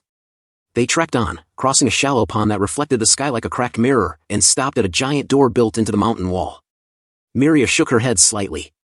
Rider scratched at the back of his neck, unsure what to do next. They circled around, passing another shallow pond. This time leading into a foggy forest. AIA glanced off to the side, her expression suddenly wary. Rider caught the look and turned his head too, then immediately regretted it. A strange, misshapen animal was staring at him from the tree. Rider's face went pale. He inched closer to Miria without a word, trying to look casual but failing miserably. Miria gave him a puzzled look. Eventually the forest thinned and gave way to a frost-covered expanse. Beyond that was another green field, this one empty except for the wind. Then they saw it, huge, giant jellyfish structures flying through the air. The whole group stopped and stared. By nightfall, Rider and Miria both raised their hands to Jile, asking silently for some sign or progress. Jile just shook his head. Nothing. Miria and Rider exchanged a glance. Disappointment flickered between them. "You okay?" Rider asked quietly. Miria gave a faint smile. "It's a little embarrassing. It's been nearly 100 years since I moved around this much." The night sky stretched above them like an endless ocean of stars. Miria held a pinch of stardust in her fingers, its glow soft and silver. "It's beautiful," she murmured. Sitting beside the crackling campfire, her voice dropped. Mori would have really loved seeing this too. Rider poked at the fire with a stick, his expression softening. "Yeah," he said, "you're right." Miria and Rider were both lost in the same thought about Mori. I'm sure, they both thought, picturing him. AIA cut in dryly. He'd definitely try putting it in his mouth first. Rider let out a laugh. "Right. He'd be too busy running from us while we're trying to stop him." Then his eyes went wide. "Wait, get it out quick." That memory of Mori was so vivid that for a second everyone, Miria, Jile, AIA, reacted as if the boy was actually there about to eat something dangerous. They'd all had their fair share of sprinting after him. AIA sighed. "Our luggage probably increased by 67% too." "Yeah," Rider grinned, "that tiny thing sure needs a ton of stuff. His suitcase is probably bigger than his body." Jile, who rarely said much, spoke up. "Honestly, I didn't understand Miss Miria at first. Humans aren't anything special to us. But after assisting Miss Miria every single day," he paused, staring at a small picture of Mori in his hands, "I naturally ended up spending more time watching over Mori too." He didn't have to explain the rest, his eyes said enough. In his mind, he remembered Mori about to cry after being stopped from eating dirt, his little fists clenched. Jile had scooped him up before the tears fell. Mori had clung to him so tightly, like he never wanted to let go. The human child, Jile thought. He's so different from what I imagined. Harder to communicate with, more unsanitary, wetter, hotter. He almost smiled. "And I never want to see his terrified face again." Out loud, he murmured, "I never want to see that expression again." Rider and Miria exchanged a glance and a soft smile. That night passed slowly and quietly under the stars. By morning, the three of them were climbing a rock face, the path winding higher and higher. Rider slipped once, breaking into a cold sweat. Miria immediately reached her hand out. He hesitated for a moment, then took it, her grip steadying him as they kept moving. At the top, Rider froze. Human skeletons, dozens of them, were strewn around, all bowed in reverence toward a great statue. The face of Shalom loomed above them, carved into the stone with a grim solemnity. They had reached a massive gate at the mountain's summit. Its doors were huge. They stepped through carefully, the echoes of their footsteps swallowed by the cavernous space beyond. Inside, giant beams of stone stretched upward, supporting the mountain like the ribs of some massive creature. As they moved deeper, Rider caught a flicker of movement. He slowed, his hand brushing Miria's arm. Around one of the stone pillars, two strange animals peeked at them, silent, unblinking. Rider whispered, "Is that Shalom?" Miria sighed softly. "No, that's..." But before she could even finish, Rider, being Rider, stuck his hand out like he was trying to pet a stray cat. The cat immediately exploded into pure energy, wrapping around his arm like a living rope. Rider yelped, flailing around. "What the? Get it off!" Everyone shouted at once, "Rider, you idiot! Don't touch random things! Step back!" But before they could react, Rider turned his head just in time to see something worse. Charging straight at him was an alien with one huge glowing eye in the center of his face. Let's call him One Eye. Jile immediately dashed forward, ready to intercept, but One Eye swung his hand and an energy chain snapped around Gile's ankle mid-stride. Jile froze, staring at his leg like, what the, since when do ankles have force fields? And before he could even break free, One Eye used the chain as a springboard, jumping off Gile's head like it was a trampoline, and launched himself straight toward Miria. "Miria!" Jile shouted. Miria didn't even blink. She just looked deeply annoyed, pointed her finger, and calmly summoned a black hole. Reality folded in on itself, whoosh, and everything went silent. The next moment, Miria was holding a small, swirling black hole in her hand like it was nothing. Rider and AIA were both peering at it with the same energy as kids looking into a mysterious soda can.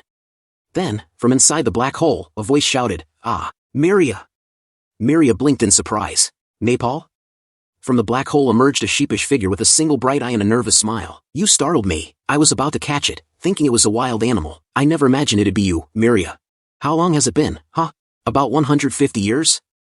I'm sorry, Nepal, for coming without notice," Miria said quietly. Nepal waved his hand frantically. No, not at all. I'm amazed you came all the way here. If Shalom were here, he'd be overjoyed." Miria froze. "What?" Rider looked at him confused. "Wait, don't tell me, Shalom's not here?" Nepal tilted his head. "Huh? What do you mean?" Once Nepal realized what had actually happened and he threw himself into a full-on bow. "I'm so sorry." Even the two animal creatures beside him scrambled forward, apologizing in unison like guilty interns. Nepal kept rambling in a panic. "I didn't even think about that side of things. The shelter wasn't originally my department. I never imagined such a thing would happen." Miria's expression softened. "We feel terrible for hurting one of our own." Nepal shot up and shook his head so fast as I nearly blurred. "No, don't worry about it. Really. It's understandable that humans would get excited," he said with a nervous laugh. Then, trying to explain, he went on, "I mean, from the kids' point of view, it must have looked like a bunch of kidnappers suddenly appeared out of nowhere. We only realized after the rescue that wild animals were living with them. Our search party members might look rough, but they're tough as nails. So, please, don't worry." Miria stayed silent for a long moment, then murmured, "I see. Shalom has entered division." Rider blinked. "Wait, what?" Miria's tone turned serious. "Now it makes sense. Why Shalom's kind appeared in the judge's chamber. Rider's fabric isn't strong enough to break through boundaries, yet Mori was able to leave the domain so easily, because Shalom had weakened due to division." She turned toward Nepal. "Is the judge protecting Shalom?" Nepal nodded solemnly. "Yes, the judge's domain is the safest place in the universe. Thankfully, they provided a suitable space for the division process. All of Shalom's closest aides entered the division chamber with him, and the rest are guarding the perimeter and serving the judge. I've stayed behind to manage the playground." Then Nepal scratched his chin, embarrassed. "It's awkward to say this myself, but our Shalom Nim is, a bit of a laid-back person." Rider raised a brow. "Laid back? How laid back are we talking?" Nepal groaned, remembering. He entered division so suddenly, just a few days before that. I even asked him, "Could it be time for you to divide?" And he waved it off like, No, I know my body better, definitely not." Then Nepal dramatically reenacted the next day. "Next morning, guys, I'm going to divide." Rider nearly choked. "What, just like that?" Nepal slumped. "Exactly. I was like, now, this is crazy. We were in absolute chaos for half a year." Miria nodded gently. "I can see that." Rider crossed his arms. "So in the end, AIA finished the sentence quietly. We can't meet Shalom, can we?" The room went completely silent. Miria clenched her fist, trying to keep her composure. Nepal, meanwhile, started to freak out. You could almost hear his internal alarm ringing. So he threw his hands up and blurted, the mood got too heavy. Since you've come all this way, how about a little tour to lighten up, eh?" Miria, clearly not in the mood, sighed. "No, but Nepal cut her off like a salesman desperate to save a deal. "Come on, don't be like that. Shalom Nim collected all sorts of cool stuff while geeking out. Look, over there's a room that perfectly recreates Mesozoic weather." Then he proudly held up what looked like a tiny mammoth and said, "And this way, a room full of miniatures of his favorite creatures. Isn't it cute?" But then he mentioned, "Upstairs, there's an archive room with data on beloved creatures like humans." That's when Rider's eyes widened like he just found treasure. Nepal kept rambling, and above that, "Wait," Rider shouted, cutting him off. Then, in perfect sync, Miria, Rider, AIA, and Jile all shouted, "Could we see that archive room?" Nepal blinked, caught off guard, then laughed. "You should have said so earlier. If Shalom Nim knew, he'd be so excited he'd probably break his division just to join you." As they climbed the stairs, Nepal started to reminisce. He always wanted to share his collection, but honestly, we're not that interested. Even the judge avoids this place, you know? You could almost picture it, Shalom waving excitedly, "Look at this awesome evolution," and Nepal, deadpan, "No thanks. Shalom, please?" Nepal, still no. Classic tragic geek behavior. Anyway, as they kept going, Nepal's tone softened. It wasn't his main focus, but Shalom pitted humans. He believed that all the deeds of adults would one day be inherited by the young. So, he watched over the little ones. That was the path he chose. And now, isn't it our duty to continue that? Finally, they reached a massive gate, like something out of a sci-fi temple. Nepal placed his hand on a glowing screen, and the door began to open. But before stepping in, he hesitated. However, he said, turning toward them, his tone suddenly serious. It won't be easy for you to see. Miria and Rider exchanged uneasy glances. Still, they walked in. The moment they entered, their breath caught. Above them floated a giant, circular energy structure, pulsing with light like a living storm. It hummed, almost as if it were alive. Rider stared up, his voice barely a whisper. What is that? Then softly asked, could it be a lump? Miria stepped closer, eyes glowing faintly as she scanned it. It's all data. Napal nodded. Yup, all the information about things Shalom likes is stored here. Since humans are technically animals too, it probably starts from the cellular level. Then, scratching the back of his head, he added awkwardly, the problem is, it's a mess. We haven't organized it in, a few thousand years. So, yeah. Miria sighed, already exhausted just looking at it. We need to find only the records about humans among all this. Rider cut in, and specifically, anything related to mothers. That's when AIA's eyes caught something. A massive machine humming in the corner. Miria glanced at it and frowned. With this much unorganized data, it'll take at least a year to classify. Rider froze. A year? That's too late. The judgment is the day after tomorrow. Miria bit her lip. I'll try to do something. But Rider snapped. Miria, you're standing in the judgment chamber soon. You can't overexert yourself anymore. AIA watched him quietly. Then her mind flashed, a memory replaying in fragments, a glowing screen. Rider's voice saying with a grin, it really worked. Hello. From now on, your name is AIA. She blinked back to the present, eyes steady. How much power do we have here? Rider blinked. What? AIA pointed to the amplifier. I want to use that. Can you lend it to me? Napal immediately said, yes. But, there's no device to connect it with. AIA smiled faintly. That's fine. Rider felt a cold chill crawl up his spine. You don't mean? AIA's voice was calm, confident. That classification, let me give it a try. Then she added, first, let's connect the power. Rider exploded, absolutely not. He pointed at her, nearly shaking. Is your memory function broken? Didn't I tell you not to overexert yourself after releasing the limit in the whale's cradle? What's the probability you can last more than 10 minutes in your current state? AIA replied instantly, probability of damage, 88.2%. See? Rider barked. And you're talking about using an amplifier? You don't seem to realize that if you overload anymore, you'll... But AIA interrupted softly, Rider. Her voice cut through his panic like calm water over fire. Why did you create me? Rider froze. What? AIA looked straight at him. If it was just for convenience, why did you give me a name? She stepped closer, her tone barely above a whisper. Why did you add a smiling function? Rider stood there, frozen, AIA's question echoing in his mind. Then suddenly, an old memory surfaced. He saw himself, sitting alone, watching a sunset, no sound, no warmth, just the quiet hum of loneliness. AIA's voice broke through, steady but soft. Why did you want to create me? Rider stayed silent, eyes flickering. Then AIA tilted her head slightly, smiling faintly. Well, I've never said this before, because I hate seeing you look smug, but your repair skills are actually pretty useful. Next time you fix me, use a high-grade body, got it? Rider's eye twitched. You! He was about to swing, fists clenching, but Miria quickly grabbed his arm before he could do something dumb. AIA smiled again. The range I can classify is probably just a speck. But it will surely be helpful. She looked around at them one last time. I'll leave the rest to you all. Then, she activated overclock mode. Red warnings flashed across every surface, system overload. Energy limit exceeded. AIA ignored them all. Her voice was calm as she said, please, make sure to bring Mori to me. The amplifier's core blazed. Streams of data surged toward it, swirling like galaxies. A massive interface appeared overhead, lines of information cascading like a waterfall. Miria's hands moved fast, shaping the data into something readable. Jile and Napal stood speechless as the room filled with floating holographic images, maps, memories, faces, and fragments of entire worlds. Rider's eyes darted between them, then locked on AIA. She was glowing, her circuits flaring with blue light. Then, something caught his eye in the data flow. A world map, in a baby. AIA was scanning faster now, her voice faint as she processed endless files, parental bonds, emotional growth, child nurturing, happiness metrics. It was all there, everything about what it means to raise a child. Electricity burst from the amplifier, making the floor shake. Miria shouted, the current, it's too strong. Rider panicked, AIA. This is too much. AIA's reply came, sharp but full of resolve. Don't touch it, I can do this. Then, flashes of memories. Mori and AIA, walking hand in hand. Drifting on the lake. Playing together. AIA patted his head. I am, she whispered, eyes glowing white. Another memory, Mori smiling, sunlight spilling across his face. I am Mori's. The interface blazed, final data locked in. Report written.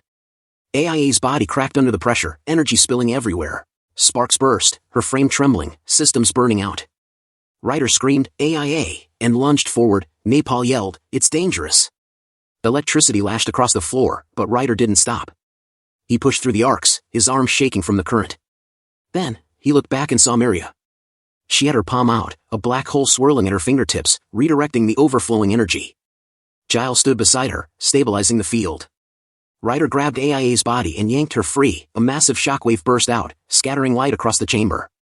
When the dust cleared, Rider was kneeling, holding AIA's limp body in his hands. AIA, he shouted. Her eyes flickered faintly. Rider. She whispered something that made his expression fall, and then her light went out. Silence. Rider clenched his teeth, looking up. Miria! The data? Miria, catching her breath, smiled faintly. I got it all. Rider nodded, still holding AIA close. Then let's go back. Like, share. At the villa, the night was alive with the faint hum of machinery and the soft crackle of electricity. Rider was surrounded by glowing panels, wires coiled like serpents. And blinking lights scattered across AIA. Sparks flew from one of the machines, and out of the flicker, a hologram of a bike formed in midair. Rider paused, staring at it quietly. For a moment, his reflection shimmered over the bike's metallic glow. Maybe he was thinking of AIA, maybe he just missed having someone to argue with who could outsass him. Then he sighed and got back to work, tightening, rewiring, adjusting. Midnight came and went. In the next room, Miria sat surrounded by piles of documents. When Rider walked in, tired. Rider, she asked, how's AIA doing?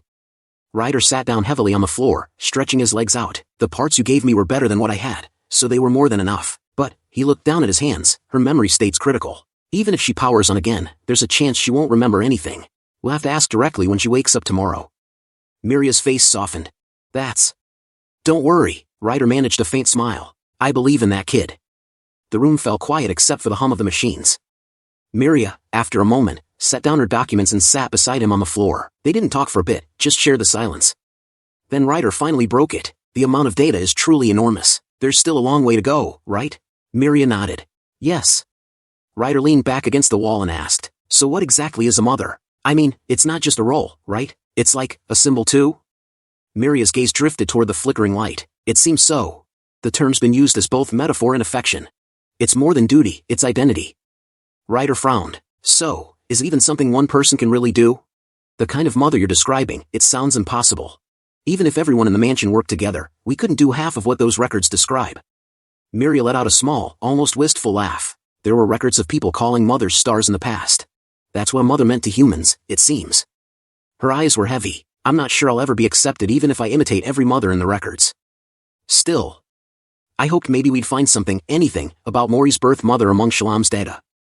Rider looked at a photo projected nearby, a little boy holding a puppy, smiling like the world was simple. Maybe she's no longer in this world, he said quietly. Or maybe it was decided she couldn't accept Mori. Miria lowered her eyes. Not all mothers are in the right state to be one. Sometimes, even love isn't enough. Miria sat quietly, holding a small talking doll in her hands. Then looked toward Rider. This is actually supposed to be a puppy. It doesn't look anything like the real thing, does it? Rider froze like he'd just been accused of a serious crime. No, no! If you look closely, it might be similar. Like, spiritually similar.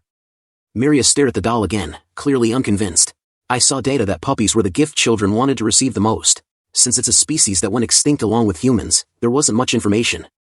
So, she lifted the doll up a little higher. I made this based only on written descriptions. She paused, her voice softening. Puppies, mothers, then quietly, almost to herself, there are only fakes of everything. Rider glanced at her, his usual grin fading. Still, Mori liked it.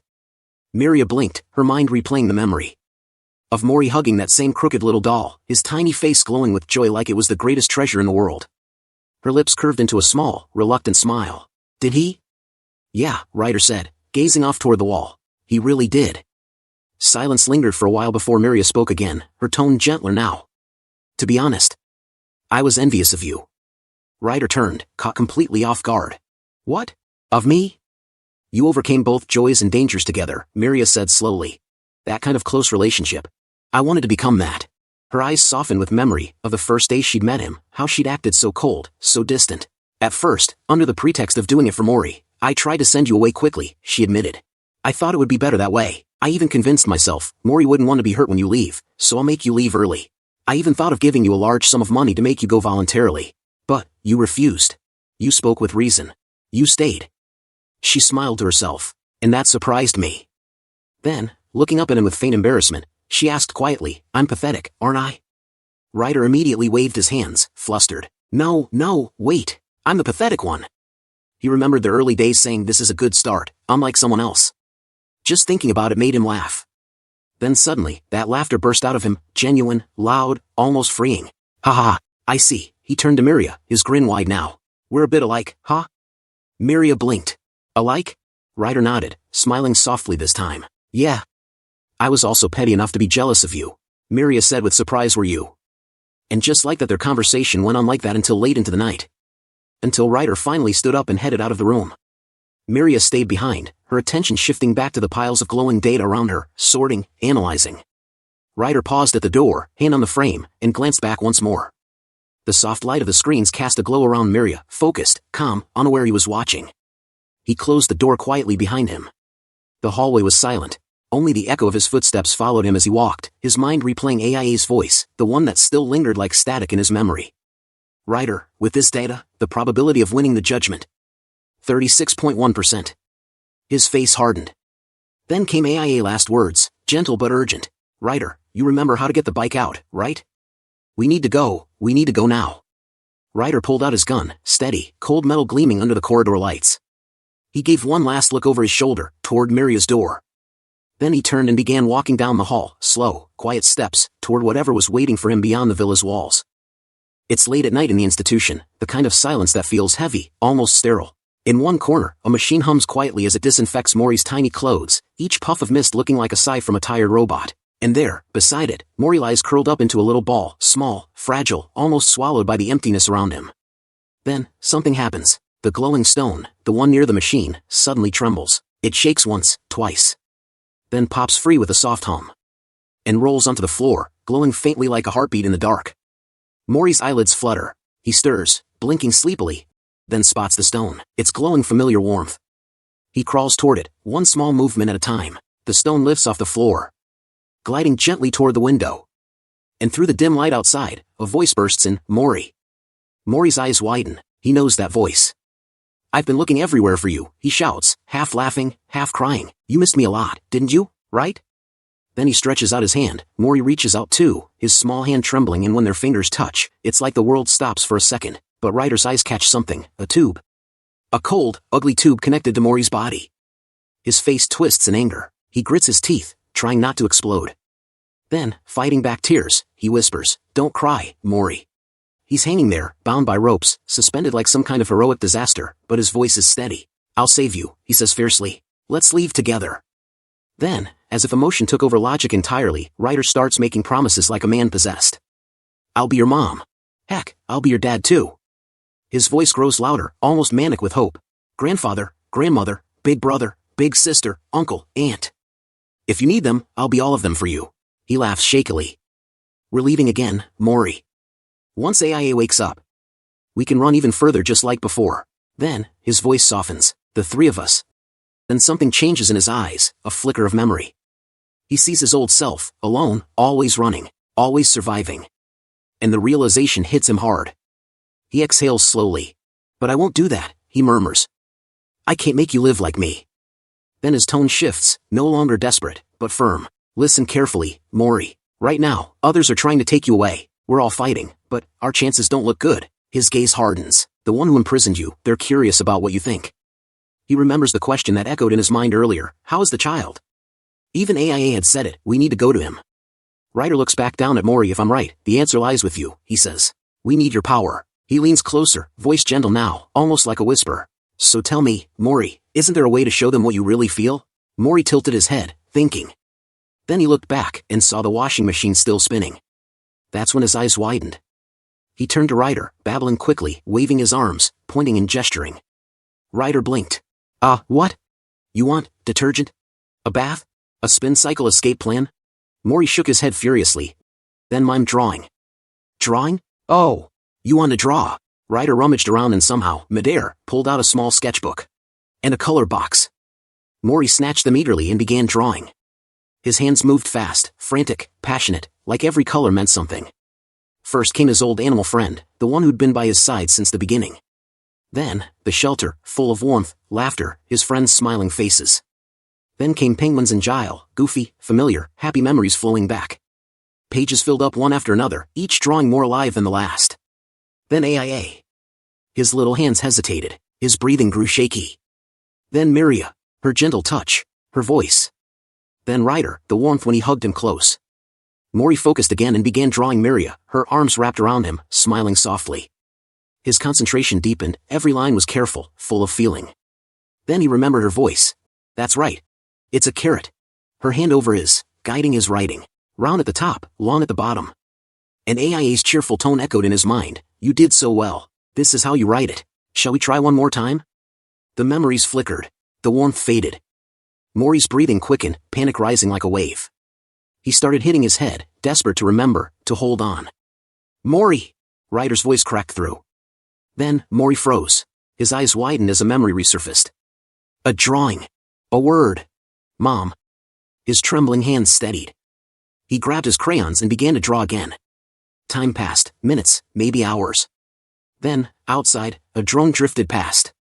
One of the guards, half asleep, blinked at the monitor. Huh. Is someone cleaning the windows tonight? The other alien yawned. What are you talking about? We didn't schedule maintenance.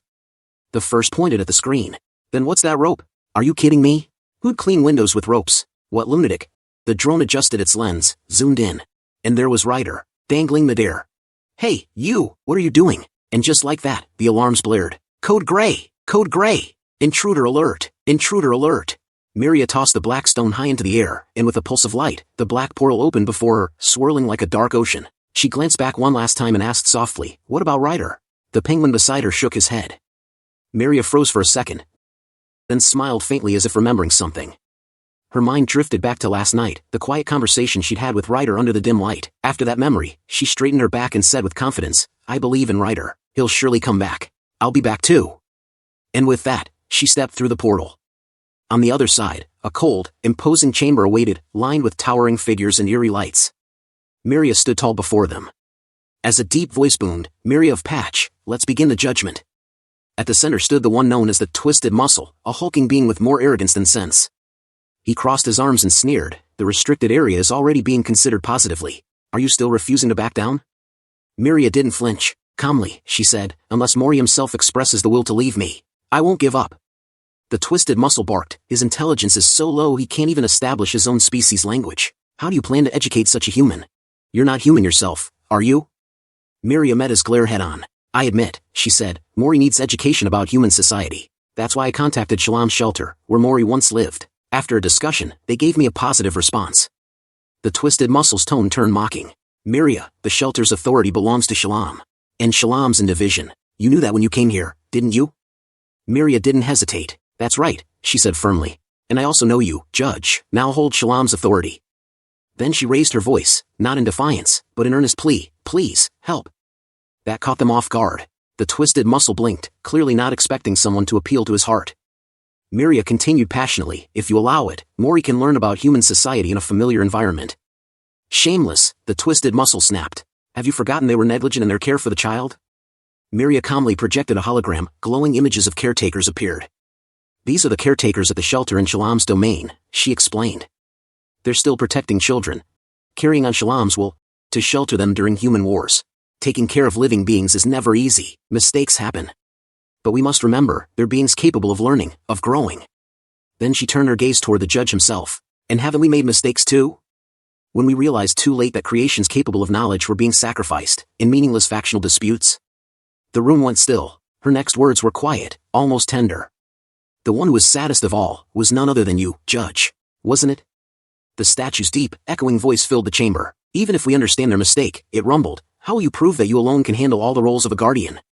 Miria releases some data. In front of the Twisted Muscle, piles of glowing data files started to appear. The bulky judge frowned. What's this? Miria stepped forward and said calmly, it's a statement submitted by members of our patch. They told me this, Miria continued, smiling faintly.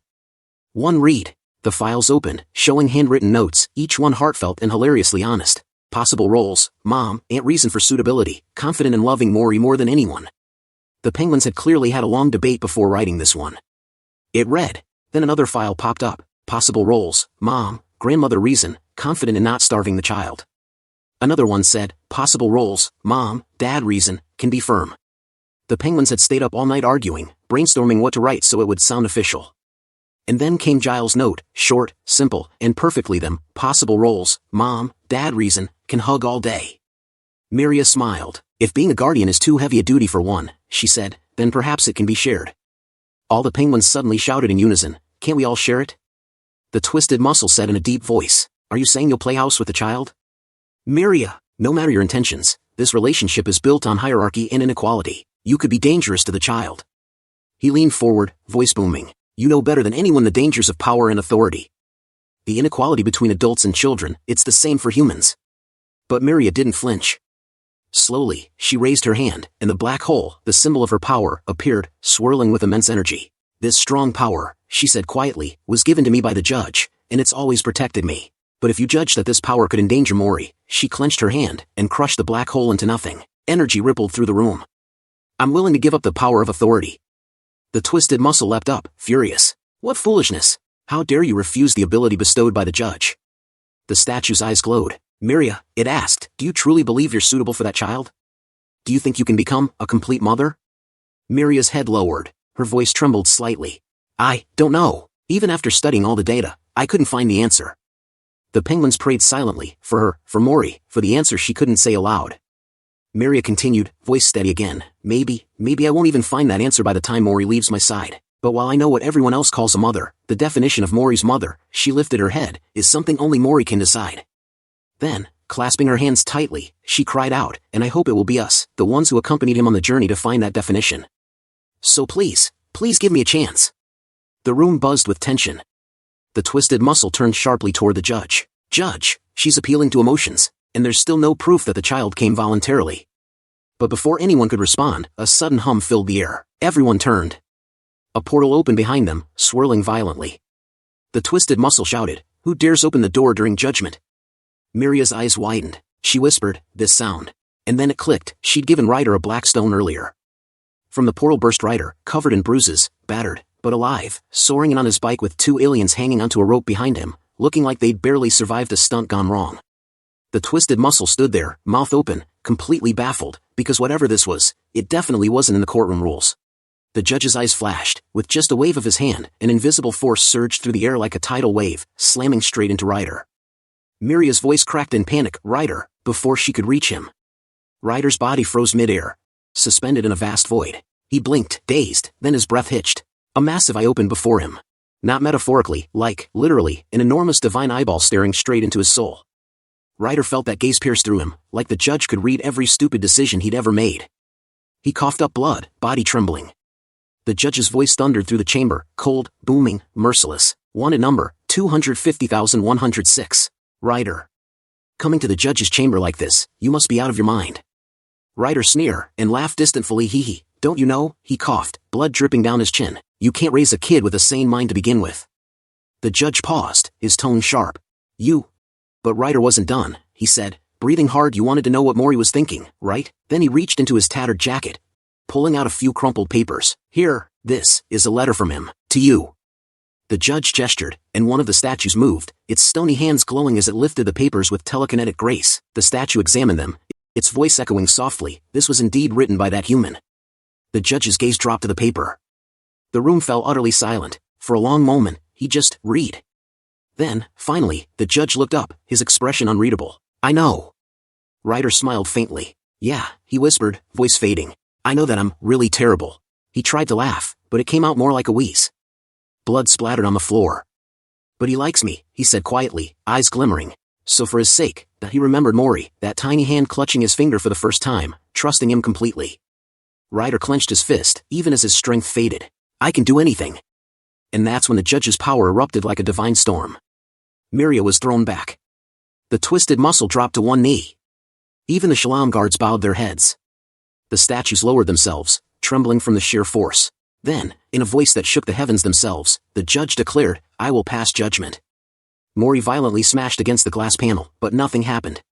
Instead, he was pushed, lying there for a moment. Mori stared at the glass with fierce determination.